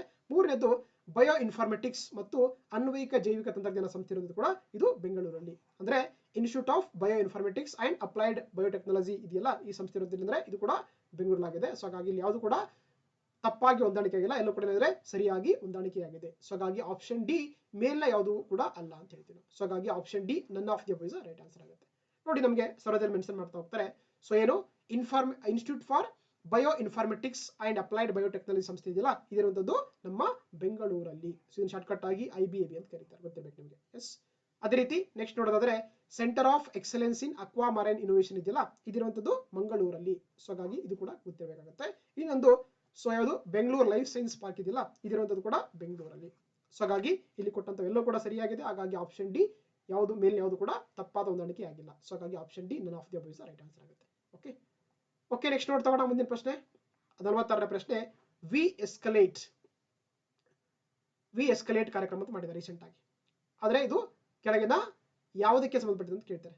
V escalate program is related ಅಂತ ಕೇಳ್ತಾರೆ. ನೋಡಿ ಈ ವಿ ಎಸ್ಕಲೇಟ್ ಅಂತ ಇದೆಯಲ್ಲ, it is related to the women's. ಇದು ಮಹಿಳೆಯರಿಗೆ ಸಂಬಂಧಪಟ್ಟಂತ ಒಂದು ಕಾರ್ಯಕ್ರಮವಾಗಿದೆ. ಸೊ ಹಾಗಾಗಿ option A is right answer ಆಗುತ್ತೆ, ವುಮೆನ್ಸ್ ಅಂತ. ನೋಡ್ತಾವ ನೋಡಿ. ಸೊ ಒಂದು ಕಾರ್ಯಕ್ರಮ ಮಾಡಿದರೆ ವಿ ಎಸ್ಕಲೇಟ್ ಅಂತ ಮಾಡಿದ್ದಾರೆ. ಇದು ವಿಶೇಷವಾಗಿ ಅಂದ್ರೆ ಆಕ್ಚುಲಿ ಮಹಿಳಾ ಉದ್ಯಮಶೀಲತೆಗೆ ಒತ್ತು ಕೊಡುವಂಥದ್ದು ಈ ಒಂದು ಕಾರ್ಯಕ್ರಮದ ಮುಖ್ಯ ಉದ್ದೇಶವಾಗಿದೆ. ಅಂದ್ರೆ ಹೆಣ್ಮಕ್ಳು ಕೂಡ ಅಂದ್ರೆ ಒಂದು ಈ ಸ್ಟಾರ್ಟ್ಅಪ್ಸ್ ಮತ್ತೆ ಏನು ಅಂಡರ್ಟೇಕಿಂಗ್ಸ್ ಇರುತ್ತಲ್ಲ ಎಂಟರ್ಪ್ರಿನರ್ಶಿಪ್ ಅಲ್ಲಿ, ಅವರು ಕೂಡ ಅದರಲ್ಲಿ ಪಾರ್ಟಿಸಿಪೇಟ್ ಮಾಡೋಣ ಕಣಕ ಏನ್ ಮಾಡಿದ್ದಾರೆ ರೀಸೆಂಟ್ ಆಗಿ ವಿ ಎಸ್ಕಲೇಟ್ ಅಂತ ಮಾಡಿದ್ದಾರೆ. ಯಾರು ಮಾಡಿರೋದನ್ನ? ಕರ್ನಾಟಕ ಸರ್ಕಾರದ ಎಲೆಕ್ಟ್ರಾನಿಕ್ಸ್ ITBT ಏನಂದ್ರೆ ಇಲಾಖೆಯಲ್ಲಿ ಇದನ್ನ ಮಾಡ್ತಾ ಹೋಗ್ತಾರೆ. ಇದು ವಿಶೇಷವಾಗಿ ಅಂದ್ರೆ ಆಕ್ಚುಲಿ ಮಹಿಳೆಯರನ್ನ ಉದ್ಯಮಶೀಲತೆಯಾಗಿ ಮಾಡುವುದು ಈ ಕಾರ್ಯಕ್ರಮದ ಮುಖ್ಯ ಉದ್ದೇಶವಾಗಿದೆ. ಹೌದಾ? ಸೊ ಹಾಗಾಗಿ ಯಾರೆಲ್ಲ ಸ್ಟಾರ್ಟಿಂಗ್ ಅಲ್ಲಿ ಇರ್ತಾರೆ ಅವ್ರಿಗೆ ಅಂದ್ರೆ ಪ್ರೋತ್ಸಾಹ ಕೊಡ್ತಾ ಹೋಗುತ್ತೆ, ಅವರಿಗೆ ಒಂದು ಸಹಕಾರ ಕೊಡ್ತಾ ಹೋಗ್ತಾರೆ. ಸೊ ಇದು that is called the V escalate ಅಂತ ಕರೀತಾರೆ. ಎಸ್ ಅಂದ್ರೆ ಇದು ವಿಶೇಷವಾಗಿ ಮಹಿಳಾ ಉದ್ಯಮಗಳಿಗೆ ಸಂಬಂಧಪಟ್ಟಂತ ಒಂದು ಕಾರ್ಯಕ್ರಮ ಅಂತ ಕರೀತಾರೆ. ಸೊ ಹಾಗಾಗಿ option A is right answer ಆಗುತ್ತೆ. ನೆಕ್ಸ್ಟ್ ನೋಡ್ತಾ ಹೋಗೋಣ 47ನೇ ಪ್ರಶ್ನೆ. ರಾಜೀವ್ ಗಾಂಧಿ ಉದ್ಯಮಶೀಲತಾ ಕಾರ್ಯಕ್ರಮಕ್ಕೆ ಸಂಬಂಧಪಟ್ಟಂತೆ ಈ ಕೆಳಗಿನವುಗಳಲ್ಲಿ ಯಾವ ಹೇಳಿಕೆಗಳು ಸರಿಯಾಗಿದೆ ಅಂತ ಕೇಳ್ತಾರೆ. Which of the following statements are correct regarding the Rajiv Gandhi entrepreneurship program ಅಂತ ಕೇಳ್ತಾರೆ. ನೋಡ್ತಾ ಹೋಗೋಣ. ಫಸ್ಟ್ ಸ್ಟೇಟ್ಮೆಂಟ್, ಆಲೋಚನೆಗಳು ಮತ್ತು ಆವಿಷ್ಕಾರಗಳನ್ನ ಪೋಷಿಸುವ ಕಾರ್ಯಕ್ರಮಕ್ಕೆ ಧನ ಸಹಾಯ ನೀಡುವಂಥದ್ದು ಕೊಟ್ಟಿದ್ದಾರೆ. ಅಂದ್ರೆ to funding programme that nurtures ideas and innovation ಅಂತಿದೆ. ಎಸ್, ಇದು ಒಂದು ಏನಂದ್ರೆ ಕಾರ್ಯಕ್ರಮದ ಮುಖ್ಯ ಉದ್ದೇಶವಾಗಿದೆ. ಸೊ ಹಾಗಾಗಿ ಫಸ್ಟ್ ಸ್ಟೇಟ್ಮೆಂಟ್ ಸರಿಯಾಗುತ್ತೆ. ಅದೇ ರೀತಿ ಎರಡನೇ ನೋಡ್ತಾ ಹೋಗೋಣ. ಇದು ವಿದ್ಯಾರ್ಥಿಗಳಿಗೆ ಮಾತ್ರ ಸಹಾಯ ಮಾಡುತ್ತದೆ ಕೊಟ್ಟಿದ್ದಾರೆ. It's only assist the students ಅಂತ ಕೊಟ್ಟಿದ್ದಾರೆ. ಅಲ್ಲ, ಇದು ಬೇರೆಯವರು ಕೂಡ ಏನ್ ಮಾಡುತ್ತೆ, ಸಹಾಯ ಮಾಡ್ತಾ ಹೋಗುತ್ತೆ. ಹಾಗಾಗಿ ಎರಡನೇ ಹೇಳಿಕೆ ಏನಾಗಿದೆ, ತಪ್ಪಾಗಿದೆ. ಫಸ್ಟ್ ಹೇಳಿಕೆ ಸರಿಯಾಗಿದೆ. ಸೊ ಹಾಗಾಗಿ ಏನಾಗುತ್ತೆ, ಕೇವಲ ಒಂದು ಮಾತ್ರ ಸರಿಯಾಗುತ್ತೆ. Option only one A is only one is right ಆಗುತ್ತೆ. ಓಕೆ ನೋಡಿ, ನೋಡ್ತಾ ಹೋಗೋಣ. ನಮಗೆ ಸರದಲ್ಲಿ ಮೆನ್ಷನ್ ಮಾಡ್ತಾ ಹೋಗ್ತಾರೆ. ಒಂದು ಕಾರ್ಯಕ್ರಮ ಮಾಡಿದ್ದಾರೆ, ರಾಜೀವ್ ಗಾಂಧಿ ಉದ್ಯಮಶೀಲತೆ ಕಾರ್ಯಕ್ರಮ ಮಾಡಿದ್ದಾರೆ. ಹೌದಾ? Rajiv Gandhi employment program employment entrepreneurship program ಅಂತ ಮಾಡ್ತಾ ಹೋಗಿದ್ದಾರೆ. ಹೌದಾ? ಸೊ ಹಾಗಾಗಿ ಇದರ ಮುಖ್ಯ ಉದ್ದೇಶ ಅಂದ್ರೆ ವಿಶೇಷವಾಗಿ ಉದ್ಯಮಶೀಲರಿಗೆ ಬೆಂಬಲ ನೀಡುವಂಥದ್ದು ಈ ಒಂದು ಕಾರ್ಯಕ್ರಮದ ಮುಖ್ಯ ಉದ್ದೇಶವಾಗಿರುತ್ತದಾಗಿದೆ. ಸೊ ಹಾಗಾಗಿ ನೋಡಿ, ಇದೇನಂದ್ರೆ ವಿಶೇಷವಾಗಿ ಏನ್ ಮಾಡುತ್ತೆ, ಪ್ರಾರಂಭಿಕ ಹಂತದಲ್ಲಿ ಮಾಡುತ್ತೆ ಸ್ಥಿರ ಮತ್ತು ವಿಸ್ತರಿಸಬಹುದಂತಹ ಉದ್ಯಮಶೀಲ ಯೋಜನೆಗಳನ್ನು ಮಾಡುತ್ತೆ. ಇದು ಗುರುತಿಸಿ ಅವರಿಗೆ ಪ್ರೋತ್ಸಾಹ ಕೊಡ್ತಾ ಹೋಗುತ್ತೆ. ಸೊ ಜೊತೆಗೆ ಇದು ಏನಂದ್ರೆ ಪ್ರತಿಭಾವಂತ ವಿದ್ಯಾರ್ಥಿ ಪದವೀಧರರಿಗೆ ಅಂದ್ರೆ ಡಿಗ್ರಿ ಹೋಲ್ಡರ್ಸ್ಗೆ, ಅದೇ ರೀತಿ ನವೋತ್ಸವಿಗಳಿಗೆ, ಆಮೇಲೆ ಸಂಶೋಧಕರಿಗೆ, ಅದರ ಜೊತೆಗೆ ಉದ್ಯೋಗಾಕಾಂಕ್ಷಿ ಮಾಡುವಂಥದ್ದು ಕೂಡ ಈ ಒಂದು ಕಾರ್ಯಕ್ರಮ ಆಗಿದೆ. ಸೊ ಹಾಗಾಗಿ ಇದು ಬರೀ ವಿದ್ಯಾರ್ಥಿಗಳಂತಲ್ಲ, ಯಾರಾದ್ರೂ ಅಂದ್ರೆ ಇವನ್ ಯಾರೆಲ್ಲ ಇಂಟ್ರೆಸ್ಟ್ ಇರುತ್ತೆ ಅವ್ರಲ್ಲಿ ಕೂಡ ಏನ್ ಮಾಡೋದು, ಈ ಒಂದು ಕಾರ್ಯಕ್ರಮದ ಒಂದು ಏನಂದ್ರೆ ಬೆನಿಫಿಟ್ ಅನ್ನ ಪಡ್ಕೊಳ್ಬಹುದು. ಓಕೆನಾ? ಸೊ ಅರ್ಥ ಆಯ್ತಲ್ವಾ? ಸೊ ಹಾಗಾಗಿ ಆಪ್ಷನ್ ಕೇವಲ ಒಂದು ಮಾತ್ರ ಸರಿಯಾಗುತ್ತೆ. Option A is right answer ಆಗುತ್ತೆ. ನೆಕ್ಸ್ಟ್ ನೋಡ್ತಾ ಹೋಗೋಣ. ಎಲಿವೇಟ್ ಪ್ರೋಗ್ರಾಮ್ಗೆ ಸಂಬಂಧಪಟ್ಟಂತೆ ಈ ಕೆಳಗಿನವುಗಳಲ್ಲಿ ಯಾವ ಹೇಳಿಕೆಯು ತಪ್ಪಾಗಿದೆ ಅಂತ ಕೇಳ್ತಾರೆ. So which of the following statements are incorrect regarding the elevate program ಅಂತ ಕೇಳ್ತಾರೆ. ನೋಡ್ತಾ ಹೋಗೋಣ. ಸೊ ಫಸ್ಟ್ ಸ್ಟೇಟ್ಮೆಂಟ್ ನೋಡ್ತಾ ಹೋಗೋಣ. ರಾಜ್ಯದೊಳಗಿನ ಸ್ಟಾರ್ಟ್ಅಪ್ ಪರಿಸರ ವ್ಯವಸ್ಥೆಯನ್ನ ಪೋಷಿಸುವುದು ಇದರ ಉದ್ದೇಶ ಅಂತ ಕೊಟ್ಟಿದ್ದಾರೆ. ಎಸ್, ಇದು ಸರಿಯಾಗಿದೆ. ಹೌದಲ್ಲ? ಅಂದ್ರೆ it is aim to nurturing the startup ecosystem within the state ಅಂತ ಕೇಳಿದರೆ yes, this statement is correct regarding the elevate programme. B ನೆದ್ದು 50 ಲಕ್ಷದವರೆಗೆ ಒಂದು ಬಾರಿಯ ಅನುದಾನವನ್ನು ಒದಗಿಸುವಂಥದ್ದು, providing one time grant up to 50 lakhs ಅಂತ. ಎಸ್, ಇದು ಕೂಡ ಒಂದು ಏನಾಗಿದೆ, ಉದ್ದೇಶ ಆಗಿದೆ. ಸೊ ಅದು ಕೂಡ ಸರಿಯಾಗಿದೆ. ಎರಡನೇದು. ಮೂರನೇದು, ಅರ್ಜಿಗಳನ್ನ ಘೋಷಿಸಿದ ದಿನಾಂಕದಿಂದ ಅಂತಿಮ ಆಯ್ಕೆಯವರೆಗೆ 100 ದಿನಗಳ ಅವಧಿಯಲ್ಲಿ ನವೀನ ಸ್ಟಾರ್ಟ್ಅಪ್ಗಳ ಅಂದ್ರೆ ಹೊಸ ಸ್ಟಾರ್ಟ್ಅಪ್ಗಳ ಆಯ್ಕೆಯ ಮಾನದಂಡವನ್ನ ನಿಗದಿಪಡಿಸಿ ಕೊಟ್ಟಿದ್ದಾರೆ. ಅಂದ್ರೆ set a benchmark of selection of innovative startups under the elevate within a period of 100 days from the date of announcement of application to the final selection ಅಂತ ಕೊಟ್ಟಿದ್ದಾರೆ. ಸೊ ಹಾಗಾಗಿ ಇದು ಕೂಡ ಒಂದು ಸರಿಯಾದ ಉದ್ದೇಶ ಆಗಿದೆ. ಸೊ ಹಾಗಾಗಿ ಇಲ್ಲಿ ಕೂಡ ಯಾವುದು ಕೂಡ ತಪ್ಪಾಗಿಲ್ಲ. ಸೊ ಹಾಗಾಗಿ option D none of the above is right answer ಆಗುತ್ತೆ. ಆಪ್ಷನ್ ಡಿ ಯಾವುದು ಅಲ್ಲ, ಸರಿಯಾಗುತ್ತೆ. ಓಕೆ ನೋಡಿ, ನೋಡ್ತಾ ಹೋಗೋಣ ಕಾರ್ಯಕ್ರಮ ಬಗ್ಗೆ. ಎಲಿವೇಟ್ ಪ್ರೋಗ್ರಾಮ್ ಅಂತ ಮಾಡಿದ್ದಾರೆ. ಏನ್ ಮಾಡಿದ್ದಾರೆ ಕಾರ್ಯಕ್ರಮ? ಎಲಿವೇಟ್ ಪ್ರೋಗ್ರಾಮ್ ಅಂತ ಮಾಡಿದ್ದಾರೆ. ಹೌದಾ? ಇದರ ಮುಖ್ಯ ಉದ್ದೇಶ ಅಂದ್ರೆ ಆಕ್ಚುಲಿ ನಮ್ಮ ರಾಜ್ಯದಲ್ಲಿ ಸ್ಟಾರ್ಟ್ಅಪ್ ಪರಿಸರ ವ್ಯವಸ್ಥೆಯನ್ನ ಏನ್ ಮಾಡೋದು, ಪೋಷಿಸುವಂತದ್ದು ಈ ಒಂದು ಕಾರ್ಯಕ್ರಮದ ಮುಖ್ಯ ಉದ್ದೇಶವಾಗಿದೆ. ಜೊತೆಗೆ ವಿವಿಧ ಕ್ಷೇತ್ರಗಳಲ್ಲಿ ಒಂದು ಇನ್ನೋವೇಟಿವ್ ಅನ್ನ ಕ್ರಿಯೇಟ್ ಮಾಡುವಂತದ್ದು. ಓಕೆನಾ? ಜೊತೆಗೆ ಏನ್ ಮಾಡುತ್ತಿದ್ದು, ಒನ್ ಟೈಮ್ ಏನ್ ಮಾಡುತ್ತೆ, ಗರಿಷ್ಠವಾಗಿ 50 ಲಕ್ಷವರೆಗೆ ಅಂತಂದ್ರೆ ಒಂದು ಬಾರಿಯ ಒಂದು ಅನುದಾನವನ್ನು ಕೂಡ ನೀಡ್ತಾ ಹೋಗುತ್ತೆ. ಸೊ ಹಾಗಾಗಿ ಇದೇ ಒಂದು ಉದ್ದೇಶ ಅಂದ್ರೆ ಸ್ಟಾರ್ಟ್ಅಪ್ ಗಳಿಗೆ ಸಮಗ್ರ ಉದ್ಯಮಶೀಲತಾ ವೇದಿಕೆಯನ್ನು ಕೂಡ ಒದಗಿಸ್ತಾ ಹೋಗುತ್ತೆ. ಸೊ ಹಾಗೆ ಇದೇನ್ ಮಾಡುತ್ತೆ ಅಂದ್ರೆ ಯಾರೆಲ್ಲ ಅಪ್ಲೈ ಮಾಡಿರ್ತಾರೆ ಅವ್ರಿಗೆ ಅಂದ್ರೆ 100 days ಅಲ್ಲಿ ಅಂದ್ರೆ ಆಕ್ಚುಲಿ ಫಿಕ್ಸ್ ಮಾಡ್ಕೊಂಡು ಅವರಿಗೆ ಸಪೋರ್ಟ್ ಮಾಡ್ಕೊಳ್ಳೋಕೆ ಅಂದ್ರೆ ತುಂಬಾ ಟೈಮ್ ಲಿಮಿಟ್ ಮುಖಾಂತರ ಏನ್ ಮಾಡಿದ್ರೆ ಒಂದು ಬೆಂಚ್ ಮಾರ್ಕ್ ಮಾಡಿದ್ದಾರೆ. So that is called the elevate program ಅಂತ ಕರೀತಾರೆ. ಸೊ ಹಾಗಾಗಿ option D all of the above is the right answer. So none of the above is the right answer ಆಗುತ್ತೆ. Okay, yes. Next ನೋಡ್ತಾ ಹೋಗೋಣ 49ನೇ ಪ್ರಶ್ನೆ. K centre of excellence internet of things ಗೆ ಸಂಬಂಧಪಟ್ಟಂತೆ ಈ ಕೆಳಗಿನವುಗಳಲ್ಲಿ ಯಾವ ಹೇಳಿಕೆಯು ಸರಿಯಾಗಿದೆ ಅಂತ ಕೇಳ್ತಾರೆ. Which of the following statements are correct regarding the K centre of excellence on internet of things ಅಂತ ಕರೀತಾರೆ. ನೋಡ್ತಾ ಹೋಗೋಣ. ಇದು ಡಿಜಿಟಲ್ ಇಂಡಿಯಾ ಕಾರ್ಯಕ್ರಮದ ಉಪಕ್ರಮವಾಗಿದೆ ಅಂತ ಕೊಟ್ಟಿದ್ದಾರೆ. It is an initiative of digital India program ಅಂತ ಕೊಟ್ಟಿದ್ದಾರೆ. ಎಸ್, ಈ ಒಂದು ಹೇಳಿಕೆ ಸರಿಯಾಗಿದೆ. ಎರಡನೇದು ಹಾರ್ಡ್ವೇರ್ ಮತ್ತು ಸಾಫ್ಟ್ವೇರ್ ಅಂದ್ರೆ ತಂತ್ರಾಂಶ ಮತ್ತು ಯಂತ್ರಾಂಶನ ಏಕೀಕೃತ ಕಲ್ಪನೆಯಲ್ಲಿ ನಾಯಕತ್ವದ ಬದಲಾವಣೆಯ ಪಾತ್ರವನ್ನ ಸಾಧಿಸಲು ದೇಶಕ್ಕೆ ಸಹಾಯ ಮಾಡುತ್ತೆ ಕೊಟ್ಟಿದ್ದಾರೆ. Help the country to attain a leadership role in the convergent idea of the hardware and software ಅಂತ ಕೊಟ್ಟಿದ್ದಾರೆ. ಎಸ್ ಇದು ಕೂಡ ಸರಿಯಾಗುತ್ತೆ. ಹಾಗಾಗಿ ಏನಾಗಿದೆ, ಸೊ ಕೊಟ್ಟಂತ ಎರಡು ಹೇಳಿಕೆ ಸರಿಯಾಗಿದೆ. ಹಾಗಾಗಿ ಆಪ್ಷನ್ ಸಿ 1 ಮತ್ತು 2 both 1 and 2 are the right statement ಆಗುತ್ತೆ. ಓಕೆ, ಆಪ್ಷನ್ ಸಿ ಕರೆಕ್ಟ್ ಆಗುತ್ತೆ. ನೋಡಿ ನಮಗೆ ಮೆನ್ಷನ್ ಮಾಡ್ತಾ ಹೋಗ್ತಾರೆ ಸರ್ವೇದಲ್ಲಿ. So the centre of excellence, KTech centre of excellence on internet of things ಅಂತ ಬರ್ತಾರೆ. ಇದು ಮಾಡಿದ್ದಾರೆ ಅಂದ್ರೆ ನ್ಯಾಸ್ಕಾಮ್ ಅಂತ ಮಾಡಿದ್ದಾರೆ. ಓಕೆನಾ, ಇದೇನಾಗಿದೆ, it's a part of the digital India initiative ಆಗಿದೆ. ಜೊತೆಗೆ to jump the start the IoT internet of things ecosystem India taking advantage of India's IT strengths help country with attain the leadership role in the convergent area of the hardware software ಅಂತ ಕರೀತಾರೆ. So ಹಾಗಾಗಿ ಇದರ ಒಂದು ಮುಖ್ಯ ಉದ್ದೇಶ ಆಗಿರುತ್ತದೆ. So ಹಾಗಾಗಿ option C 2 ಕೂಡ ಸರಿಯಾಗುತ್ತೆ. ಓಕೆ, ನೆಕ್ಸ್ಟ್ ನೋಡ್ತಾ ಹೋಗೋಣ 5ನೇ ಪ್ರಶ್ನೆ. AVGC XR ನೀತಿಯನ್ನ ರೂಪಿಸುವ ಭಾರತದ ಏಕೈಕ ರಾಜ್ಯ ನಮ್ಮ ಕರ್ನಾಟಕವಾಗಿದೆ. ಹಾಗಾದ್ರೆ AVGC ಯ ಪೂರ್ಣ ರೂಪ ಅಂತ ಕೇಳ್ತಾರೆ, ಎಕ್ಸ್ಪಾನ್ಷನ್ ಕೇಳ್ತಿದ್ದಾರೆ. ಹೌದಾ, Karnataka is the only state in India framing AVGC XR policy. What is the full form of the AVGC ಅಂತ ಕೇಳ್ತಾರೆ. ನೋಡಿ, AVGC ಅಂದ್ರೆ ಎ ಅಂದ್ರೆ ಎನಿಮೇಷನ್, ಸೊ ವಿ ಅಂದ್ರೆ ವಿಜುವಲ್ ಎಫೆಕ್ಟ್ಸ್ ಅಂತ ಕರೀತಾರೆ, VFX ಅಂತ ಕರೀತಾರೆ, ವಿಜುವಲ್ ಎಫೆಕ್ಟ್ಸ್ ಅಂತ ಕರೀತಾರೆ. ಜಿ ಅಂದ್ರೆ ಗೇಮಿಂಗ್ ಅಂತಿದೆ. ಸೊ ಆಮೇಲೆ ಸಿ ಅಂದ್ರೆ ಕಾಮಿಕ್ಸ್ ಅಂತಿದೆ. ಅರ್ಥ ಆಯ್ತಲ್ವಾ? AVGC ಅಂದ್ರೆ ಅನಿಮೇಷನ್, ವಿಜುವಲ್ ಗ್ರಾಫಿಕ್ಸ್, ಆಮೇಲೆ ಗೇಮಿಂಗ್, ಕಾಮಿಕ್ಸ್. ಸೊ ಹಾಗಾಗಿ ಏನಾಗುತ್ತೆ, ಆಪ್ಷನ್ ಎ ಸರಿಯಾಗುತ್ತೆ. So animation AVGC nothing but animation, visual effects and gaming, comics ಅಂತ ಕರೀತಾರೆ. ಸೊ ಹಾಗಾಗಿ option A is right answer ಆಗುತ್ತೆ. That is the full form of the AVGC. XR ಅಂದ್ರೆ extended reality ಅಂತ ಕರೀತಾರೆ. XR ಅಂದ್ರೆ extended reality. ನೋಡ್ತಾ ನೋಡಿ. So AVGC XR very important. ನಮ್ಮ ರಾಜ್ಯದಲ್ಲಿ ಒಂದು ಬಹಳ ಪ್ರಾಮಿನೆಂಟ್ ಆಗಿರುವಂತ ಸ್ಟೇಟ್ ಆಗಿದೆ. ನೋಡಿ, ಎ ಅಂದ್ರೆ ಅನಿಮೇಷನ್ ಅಂತ ಕರೀತಾರೆ. ಏನು ಅನಿಮೇಷನ್ ಅಂದ್ರೆ ಏನಂದ್ರೆ ಏನು ಸಾಮಾನ್ಯವಾಗಿ ನಮಗೆ ಇಮೇಜ್ ಇರುತ್ತಲ್ಲ ಅದನ್ನೇನ್ ಮಾಡ್ತಾರೆ, creating moving images through 2D 3D technology ಅಂತ ಕರೀತಾರೆ. ಅಂದ್ರೆ ಏನು, ಈ 2D ಮತ್ತೆ 3D ಟೆಕ್ನಾಲಜಿ ಇರುತ್ತಲ್ಲ ಅದ್ರ ಮುಖಾಂತರ ಅಂದ್ರೆ ಇಮೇಜ್ಗಳನ್ನ ಮೂವಿಂಗ್ ಇಮೇಜ್ ಆಗಿ ಕ್ರಿಯೇಟ್ ಮಾಡೋದು ಅನಿಮೇಷನ್ ಅಂತ ಕರಿತೀವಿ ನಾವು. ಏಕೆ ಎ. ಅದೇ ರೀತಿ VFX, ವಿಜುವಲ್ ಎಫೆಕ್ಟ್ಸ್ ಗೊತ್ತಲ್ವಾ, ಈಗ ಗೊತ್ತು ನಿಮ್ಗೆಲ್ಲ. ಏನ್ ಮಾಡ್ತಾರೆ, ಮೂವಿಗಳಲ್ಲಿ ಕೂಡ ಮಾಡ್ತಾರೆ VFX ಅಂತ ಕೇಳಿದ್ದಾರೆ. ಏನ್ ಮಾಡ್ತಾರೆ, enhancing the live action footage with computer generated image ಅಂತ ಕರೀತಾರೆ. CGI ಮಾಡ್ತಾರಲ್ವಾ ಅದೇ ತರ. ಅದೇ ರೀತಿ ಜಿ ಅಂದ್ರೆ ಗೇಮಿಂಗ್. ಏನ್ ಗೇಮಿಂಗ್ ಅಂದ್ರೆ developing the interactive attractive electronic games for various platforms ಅಂತ ಕರೀತಾರೆ, ಗೇಮ್ಸ್ ಕ್ರಿಯೇಟ್ ಮಾಡುತ್ತದೆ. ಸಿ ಅಂದ್ರೆ ಕಾಮಿಕ್ಸ್. ಏನ್ ಕಾಮಿಕ್ಸ್ ಅಂದ್ರೆ ಇದಂದ್ರೆ ಸ್ಟೋರಿ ಟೆಲ್ಲಿಂಗ್, ಅಂದ್ರೆ producing the digital or print graphic storytelling ಅನ್ನು ಅಂತ ಕರಿತೀವಿ. ಸೊ ಕಾಮಿಕ್ಸ್ ಅಂತ ಕರೀತಾರೆ. XR ಅಂದ್ರೆ ಎಕ್ಸ್ಟೆಂಡೆಡ್ ರಿಯಾಲಿಟಿ ಅಂತ ಕರೀತಾರೆ. ಇದರಲ್ಲಿ 3 ತರ ಬರ್ತಾ ಹೋಗುತ್ತೆ, ವರ್ಚುವಲ್ ರಿಯಾಲಿಟಿ, ಆಗ್ಯುಮೆಂಟೆಡ್ ರಿಯಾಲಿಟಿ ಮತ್ತೆ ಮಿಕ್ಸ್ಡ್ ರಿಯಾಲಿಟಿ ಅಂತ ಕರೀತಾರೆ. That is called the extended reality ಅಂತ ಕರೀತಾರೆ. That is the full form of the AVGC XR ಅಂತ ಕರೀತಾರೆ. ಸೊ ಓಕೆ, ನೋಡಿ ನಮ್ಮ ರಾಜ್ಯ ಏನಂದ್ರೆ ಏನ್ ಮಾಡಿದೆ, ನಮ್ಮ ಕರ್ನಾಟಕ ಇದೆಯಲ್ಲ ಭಾರತದಲ್ಲೇ ಮೊಟ್ಟ ಮೊದಲ ಸ್ಟೇಟ್ ಮಾಡಿದೆ. ಆಕ್ಚುಲಿ 5 ವರ್ಷಗಳ AVGC XR ಪಾಲಿಸಿ ಮಾಡಿರುವಂತ ಭಾರತದ ಏಕೈಕ ರಾಜ್ಯ ಅಂದ್ರೆ ನಮ್ಮ ಕರ್ನಾಟಕವಾಗಿದೆ. ಇದು ಮಾಡಿದ್ದೆ ಅವಾಗ 2012ರಲ್ಲಿ. Very important. ಓಕೆನಾ, ಇದ್ರ ಉದ್ದೇಶ ಅಂದ್ರೆ ಭವಿಷ್ಯ ದೃಷ್ಟಿಯಿಂದ ಎಚ್ಚರಿಕೆ ವಿನ್ಯಾಸಗೊಳಿಸುವಂತಾಗಿದೆ ಅಂತ ಕರಿತೀವಿ ನಾವು. ಸೊ ಅರ್ಥ ಆಯ್ತಲ್ವಾ? That is called the AVGC XR policy ಅಂತ ಕರಿತೀವಿ. ಸೊ ಹಾಗಾಗಿ option A is right answer ಆಗುತ್ತೆ. ನೆಕ್ಸ್ಟ್ ನೋಡ್ತಾ ಹೋಗೋಣ 5ನೇ ಪ್ರಶ್ನೆ.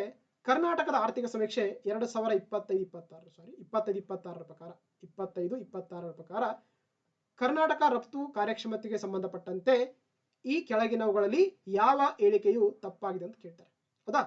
According to Economic Survey of Karnataka 25-26, which of the following statements are incorrect? Very important. Incorrect regarding the Karnataka's export performance ಅಂತ ಕೇಳ್ತಾರೆ. ನೋಡ್ತಾ ಹೋಗೋಣ. ಫಸ್ಟ್ ಸ್ಟೇಟ್ಮೆಂಟ್, ವಿಶ್ವೇಶ್ವರಯ್ಯ ವ್ಯಾಪಾರ ಉತ್ತೇಜನ ಕೇಂದ್ರವು ಕರ್ನಾಟಕ ರಾಜ್ಯದಿಂದ ರಫ್ತನ್ನು ಉತ್ತೇಜಿಸುವ ನೋಡಲ್ ಏಜೆನ್ಸಿಯಾಗಿ ಕೆಲಸ ಮಾಡುತ್ತೆ ಕೊಟ್ಟಿದ್ದಾರೆ. ಹೌದಾ? ಏನಿದೆ, Visvesvaraya trade promotion centre is a nodal agency for promotion of exports from the Karnataka state ಅಂತ ಕೊಟ್ಟರೆ. ಎಸ್, ಇದು ಒಂದು ಇನ್ಸ್ಟಿಟ್ಯೂಷನ್ ಆಗಿದೆ. ಹೌದು, ಫಸ್ಟ್ ಸ್ಟೇಟ್ಮೆಂಟ್ ಕರೆಕ್ಟ್ ಆಗಿದೆ. ಎರಡನೇದು, ಸಾಫ್ಟ್ವೇರ್ ಮತ್ತು ಸೇವಾ ರಫ್ತಿನಲ್ಲಿ ಕರ್ನಾಟಕ ರಾಜ್ಯವು ದೇಶದ ಮೊದಲ ಸ್ಥಾನದಲ್ಲಿ ಕೊಟ್ಟಿದ್ದಾರೆ. ಎಸ್, ಇದು ಕೂಡ ಸರಿಯಾಗಿದೆ. ಅಂದ್ರೆ Karnataka states ranks first position in the software or service exports in the country ಅಂತಿದೆ. ಎಸ್, ಇದು ಕೂಡ ಸರಿಯಾಗಿದೆ. ಮೂರನೇ ಸ್ಟೇಟ್ಮೆಂಟ್, ಯಾಂತ್ರೀಕೃತ ರಫ್ತಿನಲ್ಲಿ ಕರ್ನಾಟಕ ರಾಜ್ಯವು ದೇಶದಲ್ಲಿ 4ನೇ ಸ್ಥಾನದಲ್ಲಿ ಕೊಟ್ಟಿದ್ದಾರೆ. Karnataka state ranks 4th position in merchandise exports in the country ಅಂತ ಕೊಟ್ಟಿದ್ದಾರೆ. ಎಸ್, ಇದು ಕೂಡ ಸರಿಯಾಗಿದೆ. ಹಾಗಾಗಿ ಇಲ್ಲಿ ಯಾವುದು ಕೂಡ ತಪ್ಪಾಗಿಲ್ಲ. ಸೊ ಹಾಗಾಗಿ option D none of the above is right answer ಆಗ್ತಾ ಹೋಗುತ್ತೆ. So option D is right answer ಆಗ್ತಾ. ನೋಡ್ತಾ ನೋಡಿ, ನಮ್ಮ ರಾಜ್ಯದ ಒಂದು ಎಕ್ಸ್ಪೋರ್ಟ್ ಬಗ್ಗೆ ನೋಡೋದಾದ್ರೆ ಏನು, ಕರ್ನಾಟಕ ಇದೆಯಲ್ಲ ಏನ್ ಮಾಡ್ತದೆ, ವಿಶೇಷವಾಗಿ ಸೇವಾ ವಲಯಗಳ ರಫ್ತಿನಲ್ಲಿ ಏನ್ ಮಾಡುತ್ತೆ, ಸುಮಾರು 41% ಏನಾಗುತ್ತೆ ಪಾಲ್ಗೊಳ್ಳುತ್ತೆ ನಮ್ಮ ದೇಶದಲ್ಲಿ. ಹಾಗಾಗಿ ಅಂದ್ರೆ ಅಗ್ರಸ್ಥಾನದಲ್ಲಿ ಅಂತ ಹೇಳ್ತಾರೆ. ಅದೇ ರೀತಿ ಸರಕು ರಫ್ತಿಯಲ್ಲಿ ಅಂದ್ರೆ ಏನಾಗಿದೆ, ಕರ್ನಾಟಕ 4ನೇ ಸ್ಥಾನ ಅಂತ ಹೇಳ್ತಾ ಹೋಗ್ತಾರೆ. ಒಟ್ಟಾರೆ ಸಂಯುಕ್ತ ರಫ್ತಿಯಲ್ಲಿ ಅಂದ್ರೆ ಕರ್ನಾಟಕ ರಾಜ್ಯ ಅಂದ್ರೆ ಪ್ರಥಮ ಸ್ಥಾನ ಅಂತ ಹೇಳ್ತಾ ಹೋಗುತ್ತೆ. ಓಕೆನಾ. ಸೊ ಹಾಗಾಗಿ ಯಾರು ಉತ್ತೇಜನ ಮಾಡ್ತಾರೆ, ವಿಶ್ವೇಶ್ವರಯ್ಯ ವ್ಯಾಪಾರ ಉತ್ತೇಜನ ಕೇಂದ್ರ ಮಾಡುತ್ತೆ. ಇದನ್ನ ಅದು ವಿಶೇಷವಾಗಿ ಕೈಗಾರಿಕಾ ಮತ್ತು ವಾಣಿಜ್ಯ ಇಲಾಖೆ ಕೇಂದ್ರ ಆಕ್ಚುಲಿ ಪ್ರಮೋಟ್ ಮಾಡುವಂತ ಒಂದು ಇನ್ಸ್ಟಿಟ್ಯೂಷನ್ ಆಗಿ ಕೆಲಸ ಮಾಡುತ್ತೆ ಅಂತ ಹೇಳ್ಬೋದು. That is called the Karnataka export ಬಗ್ಗೆ. ಸೊ ಹಾಗಾಗಿ option D is a right answer ಆಗುತ್ತೆ. ಓಕೆ ನೋಡಿ ಇಲ್ಲಿ ಕೊಟ್ಟಿರೋದಾ. ಸೊ ಇಂಜಿನಿಯರಿಂಗ್ಸ್ ಅಲ್ಲಿ ಸೊ ಟಾಪ್ ಅಲ್ಲಿ ಇದೆ ಈ ತರ ಇದೆಲ್ಲ ಕೂಡ ಅಂದ್ರೆ ಸೊ 15 ಕರ್ನಾಟಕದಿಂದ ರಫ್ತಾಗುವಂಥದ್ದು ಇಂಜಿನಿಯರಿಂಗ್ ಟಾಪ್ ಅಲ್ಲಿ ಇದೆ. ಆಮೇಲೆ ಪೆಟ್ರೋಲಿಯಂ ಇದೆ. ಸೊ ಆಮೇಲೆ ಬೇಸಿಕ್ ಕೆಮಿಕಲ್ಸ್, ಫಾರ್ಮಸ್ಯೂಟಿಕಲ್ಸ್ ಬರುತ್ತೆ. ರೆಡಿಮೇಡ್ ಗಾರ್ಮೆಂಟ್ಸ್, ಆಟೋಮೊಬೈಲ್ಸ್, ಕಾಫಿ, ಆಮೇಲೆ ಅಗ್ರಿಕಲ್ಚರ್ ಅಂಡ್ ಪ್ರೊಸೆಸಿಂಗ್ ಫುಡ್ ಬರುತ್ತೆ. ಸೊ ಆಮೇಲೆ ಆಪ್ಟಿಕಲ್ ಮೆಡಿಕಲ್ ಇನ್ಸ್ಟ್ರೂಮೆಂಟ್ ಬರುತ್ತೆ. Aerospace, plastic goods, iron ore and minerals, marine products ಎಲ್ಲ ಕೂಡ ಬರ್ತಾ ಹೋಗುತ್ತೆ. ಇವೆಲ್ಲ ಕೂಡ ಅಂದ್ರೆ ನಮ್ಮ ಏನಾಗುತ್ತೆ ನಮ್ಮ ರಾಜ್ಯದಿಂದ ಸೊ ಏನಾಗುತ್ತೆ ಎಕ್ಸ್ಪೋರ್ಟ್ ಆಗ್ತಾ ಹೋಗುತ್ತೆ ಅಂತ ಹೇಳ್ತೀವಿ. ಸೊ ಮೇಜರ್ ಆಗಿ ಬಂದಾಗ ಇಂಜಿನಿಯರಿಂಗ್ ಐಟಮ್ಸ್ ಅಂತ ಕರಿತೀವಿ. Okay yes. ನೆಕ್ಸ್ಟ್ ನೋಡ್ತಾ ಹೋಗೋಣ 52ನೇ ಪ್ರಶ್ನೆ. ಕರ್ನಾಟಕ ಆರ್ಥಿಕ ಸಮೀಕ್ಷೆಯ ಪ್ರಕಾರ ಕೃಷಿ ಉತ್ಪನ್ನಗಳ ರಫ್ತಿನಲ್ಲಿ ಈ ಕೆಳಗಿನ ಯಾವ ವಸ್ತು ಅಗ್ರ ಸ್ಥಾನದಲ್ಲಿ ಅಂತ ಕೇಳ್ತಾರೆ. Very important. According to survey which of the following item topped in the export of agriculture product ಅಂತ ಕೇಳ್ತಾರೆ. ಹೌದಾ.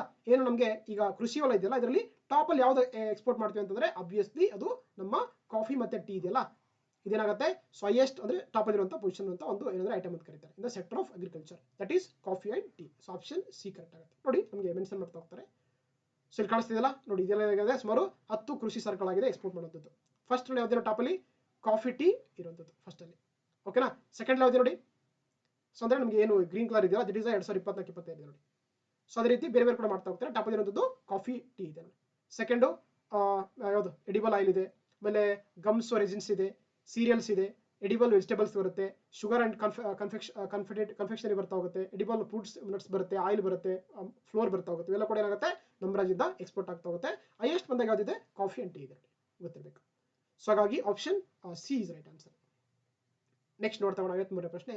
ಕರ್ನಾಟಕದ ಆರ್ಥಿಕ ಸಮೀಕ್ಷೆ 2025-26 ಪ್ರಕಾರ ಕರ್ನಾಟಕದ ಯಾವ ಜಿಲ್ಲೆ ಹೆಚ್ಚು ರಫ್ತಿಗೆ ಕೊಡುಗೆ ನೀಡುತ್ತೆ ಅಂತ ಕೊಟ್ಟಿದ್ದಾರೆ. According to survey of economic survey of Karnataka 2025-26 which district of Karnataka center contribute more export ಅಂತ ಕೇಳ್ತಾರೆ. ಸೊ ಅದು ಆಬ್ವಿಯಸ್ಲಿ ನಮ್ಮ ಯಾವ್ದಾಗಿರುತ್ತೆ ಬೆಂಗಳೂರು ನಗರ ಆಗಿರುತ್ತೆ. ಬೆಂಗಳೂರು ಅರ್ಬನ್ ಆಗುತ್ತೆ, ಅದು ಸರಿ ಆಗುತ್ತೆ. So option B is the right answer ಆಗುತ್ತೆ. ನೋಡಿ ನೋಡ್ತಾ ಹೋಗೋಣ ನಮಗೆ ಸರ್ವೇದಲ್ಲಿ ಮೆನ್ಷನ್ ಮಾಡ್ತಾ ಹೋಗ್ತಾರೆ. ಸೊ ಜಿಲ್ಲಾವಾರು ರಫ್ತದ ಬಗ್ಗೆ ನೋಡೋದಾದ್ರೆ ಏನು ಬೆಂಗಳೂರು ಇದೆಯಲ್ಲ ಇದೇನಾಗಿದೆ ಸೊ ಬೆಂಗಳೂರು ನಗರ ಏನಾಗಿದೆ ರಾಜ್ಯದ ಅತಿ ದೊಡ್ಡ ರಫ್ತು ಕೇಂದ್ರವಾಗಿ ಏನಾಗಿದೆ ಈ ವರ್ಷ ಕೂಡ ಮುಂದುವರೆದ ಅಂತ ಹೇಳ್ತಾ ಹೋಗ್ತಾರೆ. ಅದು ವಿಶೇಷವಾಗಿ ರಾಜ್ಯದ ಕೈಗಾರಿಕಾ ಮತ್ತು ಕೃಷಿ ಶಕ್ತಿಯನ್ನು ಕೂಡ ಪ್ರೋತ್ಸಾಹ ಮಾಡ್ತಾ ಅಂತ ಹೇಳ್ತೀವಿ ನಾವು. ಸೊ ಅದರಲ್ಲಿ ಇರುವಂತಹ ಟಾಪ್ ಇರುವಂತದ್ದು ನಮ್ಮ ಬೆಂಗಳೂರು ನಗರ ಅಥವಾ ಬೆಂಗಳೂರು ಅರ್ಬನ್ ಆಗಿದೆ. ಸೊ ಹಾಗಾಗಿ option B is the right answer ಆಗುತ್ತೆ. ಸರಿ ಇದೆಯಾ ನೋಡಿ ದಿಸ್ ಇಸ್ ದ ಬೆಂಗಳೂರು ನಗರ ಯಾವ್ದು ಬರುತ್ತೆ ಸುಮಾರು ಇಷ್ಟು ಗ್ರೀನ್ ಕಲರ್ ಕಾಣುತ್ತಲ್ಲ ಇದು ಬೆಂಗಳೂರು ನಗರ ಇದೆ. ಎಷ್ಟಂದ್ರೆ ನೋಡಿ 8722.32% ಏನಾಗುತ್ತೆ ಇದು $1 million ಏನಾಗುತ್ತೆ ನಮ್ಮ ಒಂದು ಸ್ಟೇಟ್ ಎಕನಾಮಿಗೆ ಕಾಂಟ್ರಿಬ್ಯೂಟ್ ಆಗುತ್ತೆ. Only that is a Bengaluru urban ಒಂದು ಡಿಸ್ಟ್ರಿಕ್ಟ್ ಅಂತ ಕರಿತೀವಿ ನಾವು. ನೆಕ್ಸ್ಟ್ ದಕ್ಷಿಣ ಕನ್ನಡ ಇದೆ, ಕೋಲಾರ ಇದೆ, ಬೆಂಗಳೂರು ರೂರಲ್ ಇದೆ, ಆಮೇಲೆ ರಾಮನಗರ ಕೊಟ್ಟಿದ್ದಾರೆ. ಎಲ್ಲ ಟಾಪ್ ಇರುವಂತಹ ಒಂದು ಡಿಸ್ಟ್ರಿಕ್ಟ್ಸ್ ಅಂತ ಕರಿತೀವಿ ನಾವು. ಸೊ ಹಾಗಾಗಿ ಆಪ್ಷನ್ ಬಿ ಕರೆಕ್ಟ್. ನೆಕ್ಸ್ಟ್ ನೋಡ್ತಾ ಹೋಗೋಣ 54ನೇ ಪ್ರಶ್ನೆ. ಭಾರತೀಯ ಸಂವಿಧಾನದ ಪ್ರಕಾರ ವಿದೇಶಿ ವ್ಯಾಪಾರವು ಈ ಕೆಳಗಿನವುಗಳಲ್ಲಿ ಯಾವ ಪಟ್ಟಿಯಲ್ಲಿ ಅಥವಾ ಯಾವ ಪಟ್ಟಿ ಅಡಿಯಲ್ಲಿ ಬರುತ್ತೆ ಅಂತ ಕೇಳ್ತಾರೆ. According to Indian constitution the foreign trade is come under the which of the following list ಅಂತ ಕರೀತಾರೆ. ನಿಮಗೆಲ್ಲ ಗೊತ್ತಿರೋಂತ ಏನಂದ್ರೆ ನಮ್ಮ ಸಂವಿಧಾನ ಇದೆಯಲ್ಲ ಅದರಲ್ಲಿ ಒಂದು 7th schedule ಅಂತ ಬರುತ್ತೆ. ಏನು ಬರುತ್ತೆ 7ನೇ ಅನುಸೂಚಿ ಅಂತ ಬರುತ್ತೆ. ಅದರಲ್ಲಿ 3 ಪಟ್ಟಿ ಮಾಡ್ತಾ ಹೋಗ್ತಾರೆ. ಒಂದು ಯೂನಿಯನ್ ಲಿಸ್ಟ್ ಕೇಂದ್ರ ಪಟ್ಟಿ, ಎರಡನೇದು ಸ್ಟೇಟ್ ಲಿಸ್ಟ್ ರಾಜ್ಯ ಪಟ್ಟಿ ಅಂತ ಕರೀತಾರೆ, ಮೂರನೇದು ಕನ್ಕರೆಂಟ್ ಲಿಸ್ಟ್ ಅಂತ ಕರೀತಾರೆ ಅಂದ್ರೆ ಸಮವರ್ತಿ ಪಟ್ಟಿ ಅಂತ ಕರೀತಾರೆ. ನೋಡಿ ಯಾವೆಲ್ಲ ವಿಷಯಗಳು ಕೇಂದ್ರ ಪಟ್ಟಿ ಇರುತ್ತೆ ಅವುಗಳಿಗೆ ಏನ್ ಮಾಡುತ್ತೆ ಕೇವಲ ಪಾರ್ಲಿಮೆಂಟ್ ಮಾತ್ರನೇ ಲಾ ಮಾಡುತ್ತೆ ಅಂದ್ರೆ ಕೇಂದ್ರ ಮಾತ್ರ ಲಾ ಮಾಡ್ತಾ ಹೋಗುತ್ತೆ. ಅದೇ ರೀತಿ ಯಾವೆಲ್ಲ ವಿಷಯಗಳು ರಾಜ್ಯ ಪಟ್ಟಿ ಇರ್ತವೆ ಅವುಗಳಿಗೆ ಏನಂದ್ರೆ ಕೇವಲ ರಾಜ್ಯ ಮಾತ್ರ ಲಾ ಮಾಡ್ತಾ ಹೋಗುತ್ತೆ. ಸೊ ಯಾವೆಲ್ಲ ವಿಷಯಗಳು ಸಮವರ್ತಿ ಪಟ್ಟಿ ಇರ್ತವೆ ಅಲ್ಲಿರುವಂತಹ ವಿಷಯಗಳಿಗೆ ಸೆಂಟರ್ ಕೂಡ ಲಾ ಮಾಡಬಹುದು, ಅದೇ ರೀತಿ ಸ್ಟೇಟ್ ಕೂಡ ಲಾ ಮಾಡಬಹುದು ಅಂತ ಹೇಳ್ತೀವಿ. ದಟ್ ಈಸ್ ಕಾಲ್ಡ್ ದ ಏನಂತ ಕರಿತೀವಿ ನಾವು ಲೀಸ್ಟ್ ಅಂತ ಕರೀತಾರೆ. ಓಕೆನಾ. ಸೊ ಹಾಗಾಗಿ ಏನು ಈ ವಿದೇಶಿ ವ್ಯಾಪಾರ ಅಥವಾ ಫಾರಿನ್ ಟ್ರೇಡ್ ಇದೆಯಲ್ಲ ಇಟ್ಸ್ ಇನ್ ದಿ ಯಾವ ಲಿಸ್ಟ್ ಅದು ಕೇಂದ್ರ ಪಟ್ಟಿಯಲ್ಲಿ ಬರುವಂತ ಒಂದು ಏನಾಗಿದೆ ಲಿಸ್ಟ್ ಆಗಿರುತ್ತದೆ. ಸೊ ಹಾಗಾಗಿ option A that is union list right ಆಗುತ್ತೆ. Okay yes. ಇಲ್ಲಿ ನೋಡಿ ಭಾರತ ಸಂವಿಧಾನದ ಪ್ರಕಾರ ಅಂತಾರಾಷ್ಟ್ರೀಯ ವ್ಯಾಪಾರಕ್ಕೆ ಸಂಬಂಧಪಟ್ಟಂತ ವಿಷಯಗಳು ಅಂದ್ರೆ ಏನ್ ಮಾಡುತ್ತೆ ಅದು ಕೇಂದ್ರ ಸರ್ಕಾರದ ಪಟ್ಟಿಯಲ್ಲಿ ಬರ್ತಾ ಹೋಗುತ್ತೆ ಅಂತ ಹೇಳ್ತಾ ಹೋಗ್ತಾನೆ. ಸೊ ಓಕೆ ಗೊತ್ತಿರಬೇಕಷ್ಟು. ಸೊ ಆಪ್ಷನ್ ಎ ಕರೆಕ್ಟ್ ಆಗುತ್ತೆ. ನೆಕ್ಸ್ಟ್ 55ನೇ ಪ್ರಶ್ನೆ. ಅತಿ ಹೆಚ್ಚು ಭೌಗೋಳಿಕ ಸೂಚಕ ಟ್ಯಾಗ್ಗಳನ್ನು ಹೊಂದಿರುವಂತಹ ರಾಜ್ಯ ಅಂತ ಕೇಳ್ತಾರೆ. Which state is the as the highest number of geographical indication ಅಥವಾ ನಿಮಗೆಲ್ಲ ಗೊತ್ತಿರುವಂತೆ ಜಿಐ ಟ್ಯಾಗ್ಸ್ ಅಂತ ಕೇಳಿದಿರಲ್ಲ ಜಿಐ ಟ್ಯಾಗ್ಸ್ ಅಂತ ಕರೀತೀವಲ್ಲ. ಸೊ ಯಾವ ಸ್ಟೇಟು ಅತಿ ಹೆಚ್ಚು ಜಿಐ ಟ್ಯಾಗ್ಸ್ ಹೊಂದಿರುವಂತಹ ಸ್ಟೇಟ್ ಅಂತ ಕೇಳ್ತಾರೆ. ಅದು ಇರುವಂತದ್ದು ಯಾವುದಂದ್ರೆ ದಟ್ ಈಸ್ ಉತ್ತರ ಪ್ರದೇಶ ಇದೆಯಲ್ಲ ಇದು ನಮ್ಮ ರಾಜ್ಯದಲ್ಲಿ ಅತಿ ಹೆಚ್ಚು ಏನಂದ್ರೆ ಜಿಐ ಟ್ಯಾಗ್ ಹೊಂದಿರುವಂತ ಏನಾಗಿದೆ ಸ್ಟೇಟ್ ಆಗಿದೆ. ಸೊ ಹಾಗಾಗಿ option D is the right answer ಆಗುತ್ತೆ. ನೋಡಿ ನಮಗೆ ಸರ್ವೇದಲ್ಲಿ ಮೆನ್ಷನ್ ಮಾಡ್ತಾ ಹೋಗ್ತಾರೆ. ಸೊ ಇಲ್ಲಿ ಕಾಣಿಸ್ತಿದೆ ನಿಮಗೆ ನೋಡಿ ಉತ್ತರ ಪ್ರದೇಶ ಎಷ್ಟಿದೆ ಹೈಯೆಸ್ಟ್ ಅಂದ್ರೆ 70 ಇದೆ, ಸೆಕೆಂಡ್ ಬಂದು ತಮಿಳುನಾಡು ಇದೆ 58 ಇದೆ. ನಮ್ಮ ರಾಜ್ಯ ಇರುವಂಥದ್ದು 3ನೇ ಸ್ಥಾನ ಇದೆ ನೋಡಿ ಕರ್ನಾಟಕ 48. ಯಾವ್ದು ಬರುತ್ತೆ? ಬೀದರ್ನ ಬಿದಿರಿ ಬೇರೆ ಬರುತ್ತೆ, ಇಲ್ಕಲ್ ಸಾರಿಗಳು ಬರ್ತಾ ಹೋಗುತ್ತೆ, ಗುಲ್ಬರ್ಗದ ತೊಗರಿ ಬೇಳೆ ಬರ್ತಾ ಹೋಗುತ್ತೆ, ಗದಗನ ಬ್ಯಾಡಗಿ ಮೆಣಸಿನಕಾಯಿ ಬರುತ್ತೆ. ಎಲ್ಲ ಕೂಡ ಏನಾಗುತ್ತೆ GI ಟ್ಯಾಗ್ ಪಡೆದಿರುವಂತಹ ವಸ್ತುಗಳನ್ನು ಕರೀತಾರೆ. ಓಕೆ, ಸೊ ನಮ್ಮ ರಾಜ್ಯದಲ್ಲಿ ಅಂದ್ರೆ ಪ್ರೆಸೆಂಟ್ ಆಗಿ 49 ಇದೆ ಆಕ್ಚುಲಿ. ಹೌದಾ, ಇಲ್ಲಿ ಕೊಟ್ಟಿದ್ದಾರೆ. ಎಷ್ಟು ನಮ್ಮ ರಾಜ್ಯದಲ್ಲಿ ಸುಮಾರು 49 ಏನಾಗಿದೆ ಅಂದ್ರೆ ನೋಂದಾಯಿತ GI ಟ್ಯಾಗ್ಸ್ ಹೊಂದಿರುವಂತಹ ಸ್ಟೇಟ್ ಆಗಿದೆ. ಅದರಲ್ಲಿ ಬಹಳ ಬರ್ತಾ ಹೋಗುತ್ತೆ. ಹೌದಾ, ಫಾರ್ ಎಕ್ಸಾಂಪಲ್ ಅಂದ್ರೆ ಗೋಕಾ ಕರ್ದಂಟ್ ಆಗಿರ್ಬೋದು, ಧಾರವಾಡ ಪೇಡ ಆಗಿರ್ಬೋದು, ಮೈಸೂರು ಜಾಸ್ಮಿನ್ ಆಗಿರ್ಬೋದು, ಮೈಸೂರು ಸಿಲ್ಕ್ ಸಾರಿ ಆಗಿರ್ಬೋದು, ಆಮೇಲೆ ಯಾವುದು ಸಿರ್ಸಿ ಸುಪಾರಿ ಆಗಿರ್ಬೋದು, ಎಲ್ಲ ಕೂಡ ಏನಾಗುತ್ತೆ ನಮ್ಮ ರಾಜ್ಯದಲ್ಲಿರುವಂತಹ ಒಂದು GI ಟ್ಯಾಗ್ ಪಡೆದಿರುವಂತಹ ವಸ್ತುಗಳನ್ನು ಕರೀತಾರೆ. ಓಕೆ, ಸೊ ಹಾಗಾಗಿ option so Uttar Pradesh is right answer ಆಗ್ತಾ ಹೋಗುತ್ತೆ. ಓಕೆ, ಉತ್ತರ ಪ್ರದೇಶ್ ಫಸ್ಟ್ ಅಲ್ಲಿ ಇದೆ, ಸೆಕೆಂಡ್ ಪ್ಲೇಸ್ ಅಲ್ಲಿ ತಮಿಳುನಾಡು ಇದೆ, 3ನೇ ಪ್ಲೇಸ್ ಅಲ್ಲಿ ನಮ್ಮ ಕರ್ನಾಟಕ ಪ್ರೆಸೆಂಟ್ ಆಗಿ ಎಷ್ಟು 48 49 ನೋಡಿ 49 ಇದೆ. Okay, yes. ನೆಕ್ಸ್ಟ್ ನೋಟ್ ತಗೋಣ. ವಿಶೇಷ ಆರ್ಥಿಕ ವಲಯಗಳಿಗೆ ಸಂಬಂಧಪಟ್ಟಂತೆ ಈ ಕೆಳಗಿನವುಗಳಲ್ಲಿ ಯಾವ ಹೇಳಿಕೆಯು ತಪ್ಪಾಗಿದೆ ಅಂತ ಕೇಳ್ತಾರೆ. Which of the following statements are incorrect regarding the special economic zones ಅಂತ ಕೇಳಿದ್ದಾರೆ. ಸೊ ನೋಟ್ ತಗೋಣ. ಇವುಗಳನ್ನ ವಿಶೇಷ ಆರ್ಥಿಕ ವಲಯಗಳ ಕಾಯ್ದೆ 2005 ಅಡಿಯಲ್ಲಿ ರಚಿಸಲಾಗಿದೆ ಅಂತ ಕೊಟ್ಟಿದ್ದಾರೆ. ಎಸ್, ಇದು ಸರಿಯಾಗಿದೆ. ಏನು SEZ ಇದೆಯಲ್ಲ, ಸ್ಪೆಷಲ್ ಎಕನಾಮಿಕ್ ಝೋನ್ ಏನ್ ಮಾಡ್ತಾರೆ ಅಂದ್ರೆ ಆಕ್ಚುಲಿ 2005 ಆಕ್ಟ್ ಅಲ್ಲಿ ಮಾಡ್ತಾ ಹೋಗ್ತಾರೆ. ಸೊ ಹಾಗಾಗಿ ಫಸ್ಟ್ ಸ್ಟೇಟ್ಮೆಂಟ್ ಸರಿಯಾಗಿದೆ. ಎರಡನೇ ನೋಟ್ ತಗೋಣ. ಇವು ಸಾಮಾನ್ಯವಾಗಿ ಸುಂಕ ಮುಕ್ತವಾಗಿರುವಂತ ಭಾರತದೊಳಗಿನ ಪ್ರದೇಶಗಳನ್ನು ಕರೀತಾರೆ. So these are territory with in India that is typically duty free ಅಂತ ಕೇಳ್ತೀವಿ. ಎಸ್, ಹಾಗಾಗಿ ಈ ಒಂದು ಸ್ಟೇಟ್ಮೆಂಟ್ ಕೂಡ ಸರಿಯಾಗಿದೆ. ಮೂರನೇದು, ಬಾಬಾ ಕಲ್ಯಾಣ ಸಮಿತಿಯು ವಿಶೇಷ ಆರ್ಥಿಕ ವಲಯಗಳ ಅಸ್ತಿತ್ವವಿರುವಂತಹ ನೀತಿಯನ್ನು ಅಧ್ಯಯನ ಮಾಡಲು ಎಂದು ಸಂಬಂಧಪಟ್ಟಿದೆ ಅಂತ ಹೇಳ್ತಾರೆ. The Baba Kalyana Committee is selected to the study the existing policy of the special economic zones ಅಂತ ಕರೀತಾರೆ. ಸೊ ಇದು ಕೂಡ ಸರಿಯಾಗುತ್ತೆ.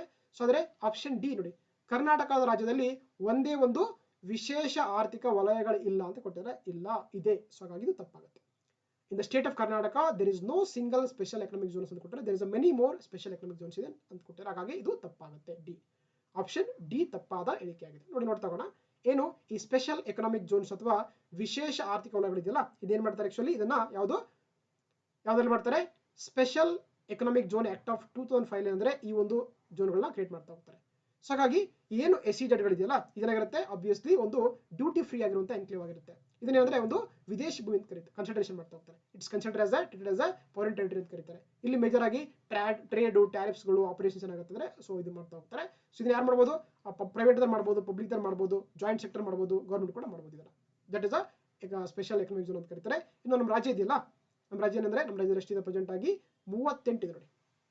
ಎಷ್ಟಿದೆ? ನಮ್ಮ ಕರ್ನಾಟಕ ರಾಜ್ಯದಲ್ಲಿ 38 ಸ್ಪೆಷಲ್ ಎಕನಾಮಿಕ್ ಝೋನ್ ಪ್ರಸ್ತುತವಾಗಿ ಏನ್ ಮಾಡ್ತದೆ, ಕೆಲಸ ಮಾಡ್ತಾ ಇದೆ ಅಂತ ಹೇಳ್ಬೋದು ನೋಡಿ. ಇದರಲ್ಲಿ ಸುಮಾರು 4,24,24,496 ಜನ ಅಂದ್ರೆ ಆಕ್ಚುಲಿ ಈ ಒಂದು ಸ್ಪೆಷಲ್ ಎಕನಾಮಿಕ್ ಝೋನ್ ಅಂದ್ರೆ ಉದ್ಯೋಗವನ್ನ ಮಾಡ್ತಾ ಇದ್ದಾರೆ ಅಂತ ಹೇಳ್ಬೋದು.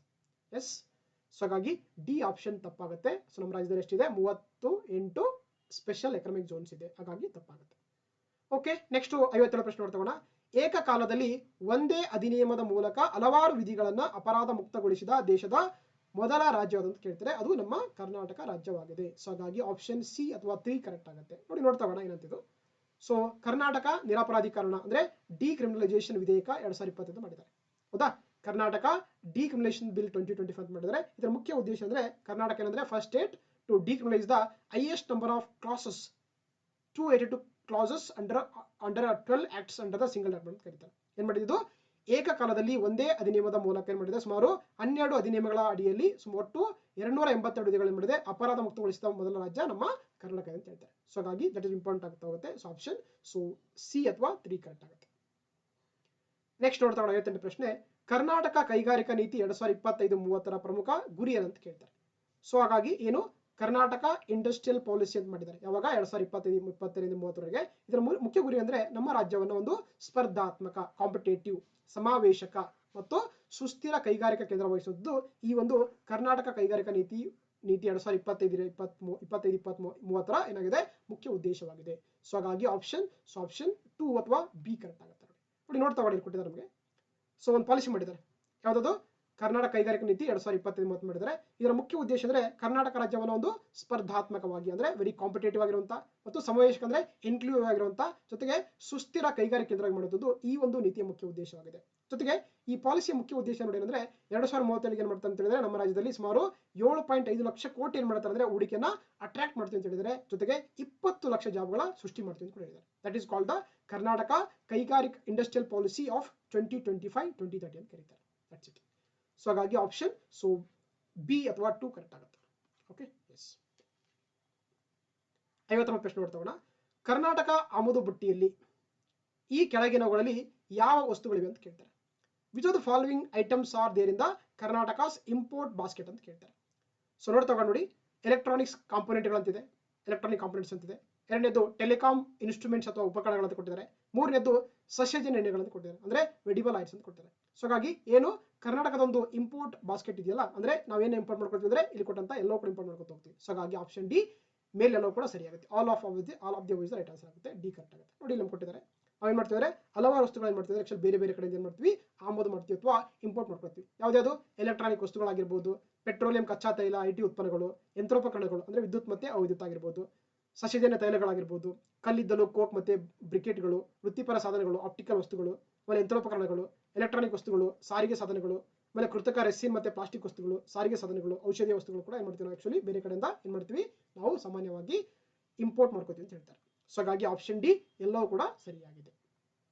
ನೆಕ್ಸ್ಟ್ ನೋಡ್ತಾ 60ನೇ ಪ್ರಶ್ನೆ, ಕರ್ನಾಟಕ ಕ್ಲೀನ್ ಮೊಬಿಲಿಟಿ ಪಾಲಿಸಿ ಅಥವಾ ನೀತಿ 2025-30 ಮುಖ್ಯ ಗುರಿ ಅಂತ ಕೇಳ್ತಾರೆ. ಹೌದಾ, ಕರ್ನಾಟಕ ಕ್ಲೀನ್ ಮೊಬಿಲಿಟಿ ಪಾಲಿಸಿ ಅಂತ ಮಾಡಿದ್ದಾರೆ 2025-30ರಿಂದ. ಏನಂದ್ರೆ ಇದ್ರ ಪಾಲಿಸಿ ಮುಖ್ಯ ಉದ್ದೇಶ ಅಂತ ನೋಡಿ, ಕರ್ನಾಟಕವನ್ನು ಅಂದ್ರೆ ಈ ಒಂದು ಪಾಲಿಸಿ ಮುಖಾಂತರ ಏನಂದ್ರೆ ಸುಮಾರು 50,000 ಕೋಟಿ ಹೂಡಿಕೆಯನ್ನ ಅಟ್ರಾಕ್ಟ್ ಮಾಡುವಂಥದ್ದು, ಜೊತೆಗೆ 1 ಲಕ್ಷ ಉದ್ಯೋಗ ಸೃಷ್ಟಿ ಮಾಡುವಂಥದ್ದು ಈ ಪಾಲಿಸಿಯ ಮುಖ್ಯ ಉದ್ದೇಶವಾಗಿದೆ. ಹಾಗಾಗಿ ಆಪ್ಷನ್ ಸೊ ಬಿ ಅಥವಾ 2 ಕರೆಕ್ಟ್ ಆಗುತ್ತೆ. ನೋಡಿ ನಮಗೆ ಮೆನ್ಷನ್ ಮಾಡ್ತಾ ಹೋಗ್ತಾರೆ ಸರ್ವೇದಲ್ಲಿ ಒಂದು ಪಾಲಿಸಿ ಮಾಡಿದ್ದಾರೆ. ಯಾವುದು ಕರ್ನಾಟಕ ಕ್ಲೀನ್ ಮೊಬಿಲಿಟಿ ನೀತಿ 2025-30 ಮಾಡಿದ್ದಾರೆ. ಇದರ ಮುಖ್ಯ ಉದ್ದೇಶ ಏನಂತಂದ್ರೆ 2030 ವೇಳೆಗೆ ಅಂದ್ರೆ 50,000 ಕೋಟಿಗಳ ಹೂಡಿಕೆಯನ್ನ ಅಟ್ರಾಕ್ಟ್ ಮಾಡುವಂಥದ್ದು, ಆಕರ್ಷಿಸುವಂಥದ್ದು, ಜೊತೆಗೆ 1 ಲಕ್ಷ ಉದ್ಯೋಗ ಸೃಷ್ಟಿ ಮಾಡುವಂಥದ್ದು ಈ ಒಂದು ಕರ್ನಾಟಕ. ಸೊ ಎರಡು ಕೂಡ ಕೈಗಾರಿಕಾ ನೀತಿ 2025-30 ಮತ್ತೆ ಏನಂದ್ರೆ ಕರ್ನಾಟಕ ಕ್ಲೀನ್ ಮೊಬಿಲಿಟಿ ಪಾಲಿಸಿ ಇದೆಯಲ್ಲ, ಇವೆರಡರ ಮುಖ್ಯ ಉದ್ದೇಶ ಏನಾಗಿದ್ರೆ ಸೊ 1 ಲಕ್ಷ ಜಾಬ್ ಕ್ರಿಯೇಟ್ ಮಾಡುವಂಥದ್ದು, ಜೊತೆಗೆ 50,000 ಕೋಟಿ ಅಂತಂದ್ರೆ ಆಕ್ಚುಲಿ ಇನ್ವೆಸ್ಟ್ಮೆಂಟ್ ಅನ್ನ ಅಟ್ರಾಕ್ಟ್ ಮಾಡುವಂಥದ್ದು ಎರಡು ಪಾಲಿಸಿಗಳ ಮುಖ್ಯ ಉದ್ದೇಶವಾಗಿದೆ. ಸೊ ಹಾಗಾಗಿ option so B is the right answer ಆಗುತ್ತೆ. ಓಕೆ, ನೆಕ್ಸ್ಟ್ ನೋಡ್ತಾ 60ನೇ ಪ್ರಶ್ನೆ, ಕರ್ನಾಟಕ ಆರ್ಥಿಕ ಸಮೀಕ್ಷೆ 2025-26 ಪ್ರಕಾರ ಭಾರತದ ರಫ್ತಿಗೆ ಕರ್ನಾಟಕದ ರಫ್ತು ಕೊಡುಗೆ ಎಷ್ಟು ಅಂತ ಕೇಳ್ತಾರೆ. According to economic survey of Karnataka 25-26 Karnataka exports contributes India's export ಅಂತ ಕೇಳ್ತಾರೆ. ಎಷ್ಟು ಮಾಡ್ತದೆ ನೋಡಿ, ಸುಮಾರು 23% ಏನ್ ಮಾಡುತ್ತೆ ಆಕ್ಚುಲಿ ನಮ್ಮ ಕರ್ನಾಟಕದಿಂದ ಈ ಒಂದು ಏನಂದ್ರೆ ಎಕ್ಸ್ಪೋರ್ಟ್ಗೆ ನಮ್ಮ ರಾಜ್ಯನೇ ಏನ್ ಮಾಡುತ್ತದೆ ಕಾಂಟ್ರಿಬ್ಯೂಟ್ ಮಾಡ್ತಿದ್ದು ಇಂಡಿಯನ್ ಎಕ್ಸ್ಪೋರ್ಟ್ ಸೆಕ್ಟರ್ಗೆ ಅಂತ ಹೇಳ್ಬೋದು. ಸೊ ಹಾಗಾಗಿ option B 23% is right answer ಆಗ್ತಾ ಹೋಗುತ್ತೆ. ನೋಡಿ ನಮ್ಗೆ ಕೊಡ್ತಾ ಹೋಗ್ತಾರೆ ಸರ್ವೇದಲ್ಲಿ.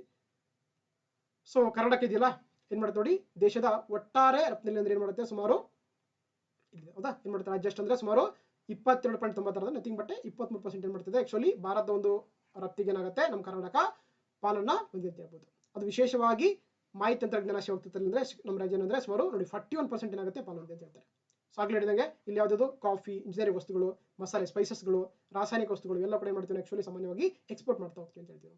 ಓಕೆ, ಅದೇ ರೀತಿ ಕಬ್ಬಿಣದ ಆಧಾರ ಆಗಿರ್ಬೋದು, ಆಹಾರ ಉತ್ಪನ್ನಗಳು, ಖನಿಜಗಳು, ರತ್ನಾಂಬರಗಳು ಎಲ್ಲ ಕೂಡ ಏನ್ ಮಾಡ್ತೀವಿ ಆಕ್ಚುಲಿ ಬೇರೆ ಬೇರೆ ಕಡೆ ಏನಂದ್ರೆ ಅವುಗಳನ್ನ ಎಕ್ಸ್ಪೋರ್ಟ್ ಮಾಡ್ತೀವಿ ಅಂತ ಹೇಳ್ಬೋದು. ಓಕೆ, ಸೊ ಎಷ್ಟು ಮಾಡ್ತಾರೆ ಅಂದ್ರೆ ಕಾಂಟ್ರಿಬ್ಯೂಟ್ ಎಷ್ಟಾಗುತ್ತೆ 22.96 ನಥಿಂಗ್ ಬಟ್ 23% ಏನ್ ಮಾಡ್ತಿದೆ ಆಕ್ಚುಲಿ ನಮ್ಮ ಇಂಡಿಯಾದ ಒಂದು ಎಕ್ಸ್ಪೋರ್ಟ್ಗೆ ನಮ್ಮ ಕರ್ನಾಟಕದಿಂದ ಕಾಂಟ್ರಿಬ್ಯೂಟ್ ಮಾಡ್ತೀವಿ ಅಂತ ಹೇಳ್ಬೋದು. ಓಕೆ, ಹಾಗಾಗಿ ಆಪ್ಷನ್ ಬಿ ಕರೆಕ್ಟ್ ಆಗುತ್ತೆ.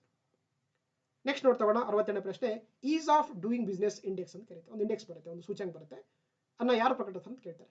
ಹೂ publishes the ease of doing business index ಅಂತ ಕೇಳ್ತಾರೆ. ನೋಡಿ ಪ್ರತಿ ವರ್ಷ ಏನ್ ಮಾಡುತ್ತೆ ಒಂದು ಇಂಡೆಕ್ಸ್ ರಿಲೀಸ್ ಮಾಡ್ತಾ ಹೋಗುತ್ತೆ, ಅದನ್ನ ನಾವು is of doing business index ಅಂತ ಕರೀತಾರೆ. ಅಂದ್ರೆ ಒಂದು ಏನ್ ಬಿಸ್ನೆಸ್ ಇರುತ್ತಲ್ಲ ಅದು ತುಂಬಾ ಈಸಿಯಾಗಿ ಮೂವ್ ಆಗಬೇಕು ಅನ್ನೋದು ಈ ಒಂದು ಇಂಡೆಕ್ಸ್ ನ ಮುಖ್ಯ ಉದ್ದೇಶ ಆಗಿರುತ್ತೆ. ಹಾಗಾಗಿ ಯಾವ್ದು ಮಾಡುತ್ತೆ ಇದನ್ನ ರಿಲೀಸ್ ಮಾಡೋದಿದ್ದಾರೆ ಅಂದ್ರೆ ನಮ್ಮ ವಿಶ್ವ ಬ್ಯಾಂಕ್ ಅಥವಾ ಏನು ವರ್ಲ್ಡ್ ಬ್ಯಾಂಕ್ ಇದೆಯಲ್ಲ ಇದನ್ನ ಮಾಡುತ್ತೆ ಈ ಒಂದು is of doing business index ಅನ್ನು ಮಾಡುತ್ತೆ ರಿಪೋರ್ಟ್ ಅನ್ನ ಇಂಡೆಕ್ಸ್ ಅನ್ನ ರಿಲೀಸ್ ಮಾಡ್ತಾ ಹೋಗುತ್ತೆ, ಪ್ರಕಟ ಮಾಡ್ತಾ ಹೋಗುತ್ತೆ. ಸೊ ಹಾಗಾಗಿ option C world bank is right answer ಆಗುತ್ತೆ. ನೋಡಿ ನಮಗೆ ಇಲ್ಲಿ ಮೆನ್ಷನ್ ಮಾಡ್ತಾ ಹೋಗ್ತಾರೆ. ಸೊ ಕರ್ನಾಟಕ ಏನಂದ್ರೆ ರೆಕಾಗ್ನೈಸ್ ದ ಟಾಪ್ ಅಚೀವರ್ ಅಂತ ಹೇಳಿದ್ದಾರೆ. ಏನೋ ಒಂದು ಇದು ವರ್ಲ್ಡ್ ಬ್ಯಾಂಕ್ ರಿಲೀಸ್ ಮಾಡ್ತಾ ಹೋಗುತ್ತಲ್ಲ ಈಸ್ ಆಫ್ ಡೂಯಿಂಗ್ ಬಿಸ್ನೆಸ್ ಅಲ್ಲಿ ನಮ್ಮ ರಾಜ್ಯ ಏನಾಗಿದೆ ಅಂತ ಹೇಳ್ತಾರೆ, ಒಂದು ಟಾಪ್ ಅಚೀವರ್ ಸ್ಟೇಟ್ ಅಂತ ಹೇಳ್ತಾ ಹೋಗ್ತಾರೆ. ಸೊ ಇದನ್ನ ರಿಲೀಸ್ ಮಾಡಿದ್ರೆ ಅಂದ್ರೆ that is called the world bank ಅಥವಾ ವಿಶ್ವ ಬ್ಯಾಂಕ್ ನೋಡುತ್ತೆ ಈ ಒಂದು ಸೂಚ್ಯಂಕವನ್ನ ಪ್ರಕಟ ಮಾಡ್ತಾ ಹೋಗುತ್ತೆ. ಸೊ ಹಾಗಾಗಿ option C is right answer ಆಗುತ್ತೆ. ಓಕೆ, ಸೊ ಇದಿಷ್ಟು ಆಗಿತ್ತು ಮೂರನೇ ಟಾಪಿಕ್. ಮತ್ತೆ ಮುಂದಿನ ದಿನಗಳಲ್ಲಿ ನೆಕ್ಸ್ಟ್ ಟಾಪಿಕ್ ಅನ್ನು ಕಂಟಿನ್ಯೂ ಮಾಡ್ತಾ ಹೋಗೋಣ. ಸೊ ಈ ಒಂದು ಕ್ಲಾಸ್ಗಳು ನಿಮ್ಗೆ ಇಷ್ಟವಾಗಿದ್ರೆ ದಯವಿಟ್ಟು ನನ್ನ ಚಾನಲ್ ಸಬ್ಸ್ಕ್ರೈಬ್ ಮಾಡಿ, ನಿಮ್ಮ ಫ್ರೆಂಡ್ಸ್ಗೂ ಶೇರ್ ಮಾಡಿ. ನಿಮಗೆ PDF ಬೇಕಾದ್ರೆ so please contact the this number. Okay, so thank you for watching. See you next class. Thank you. Bye by.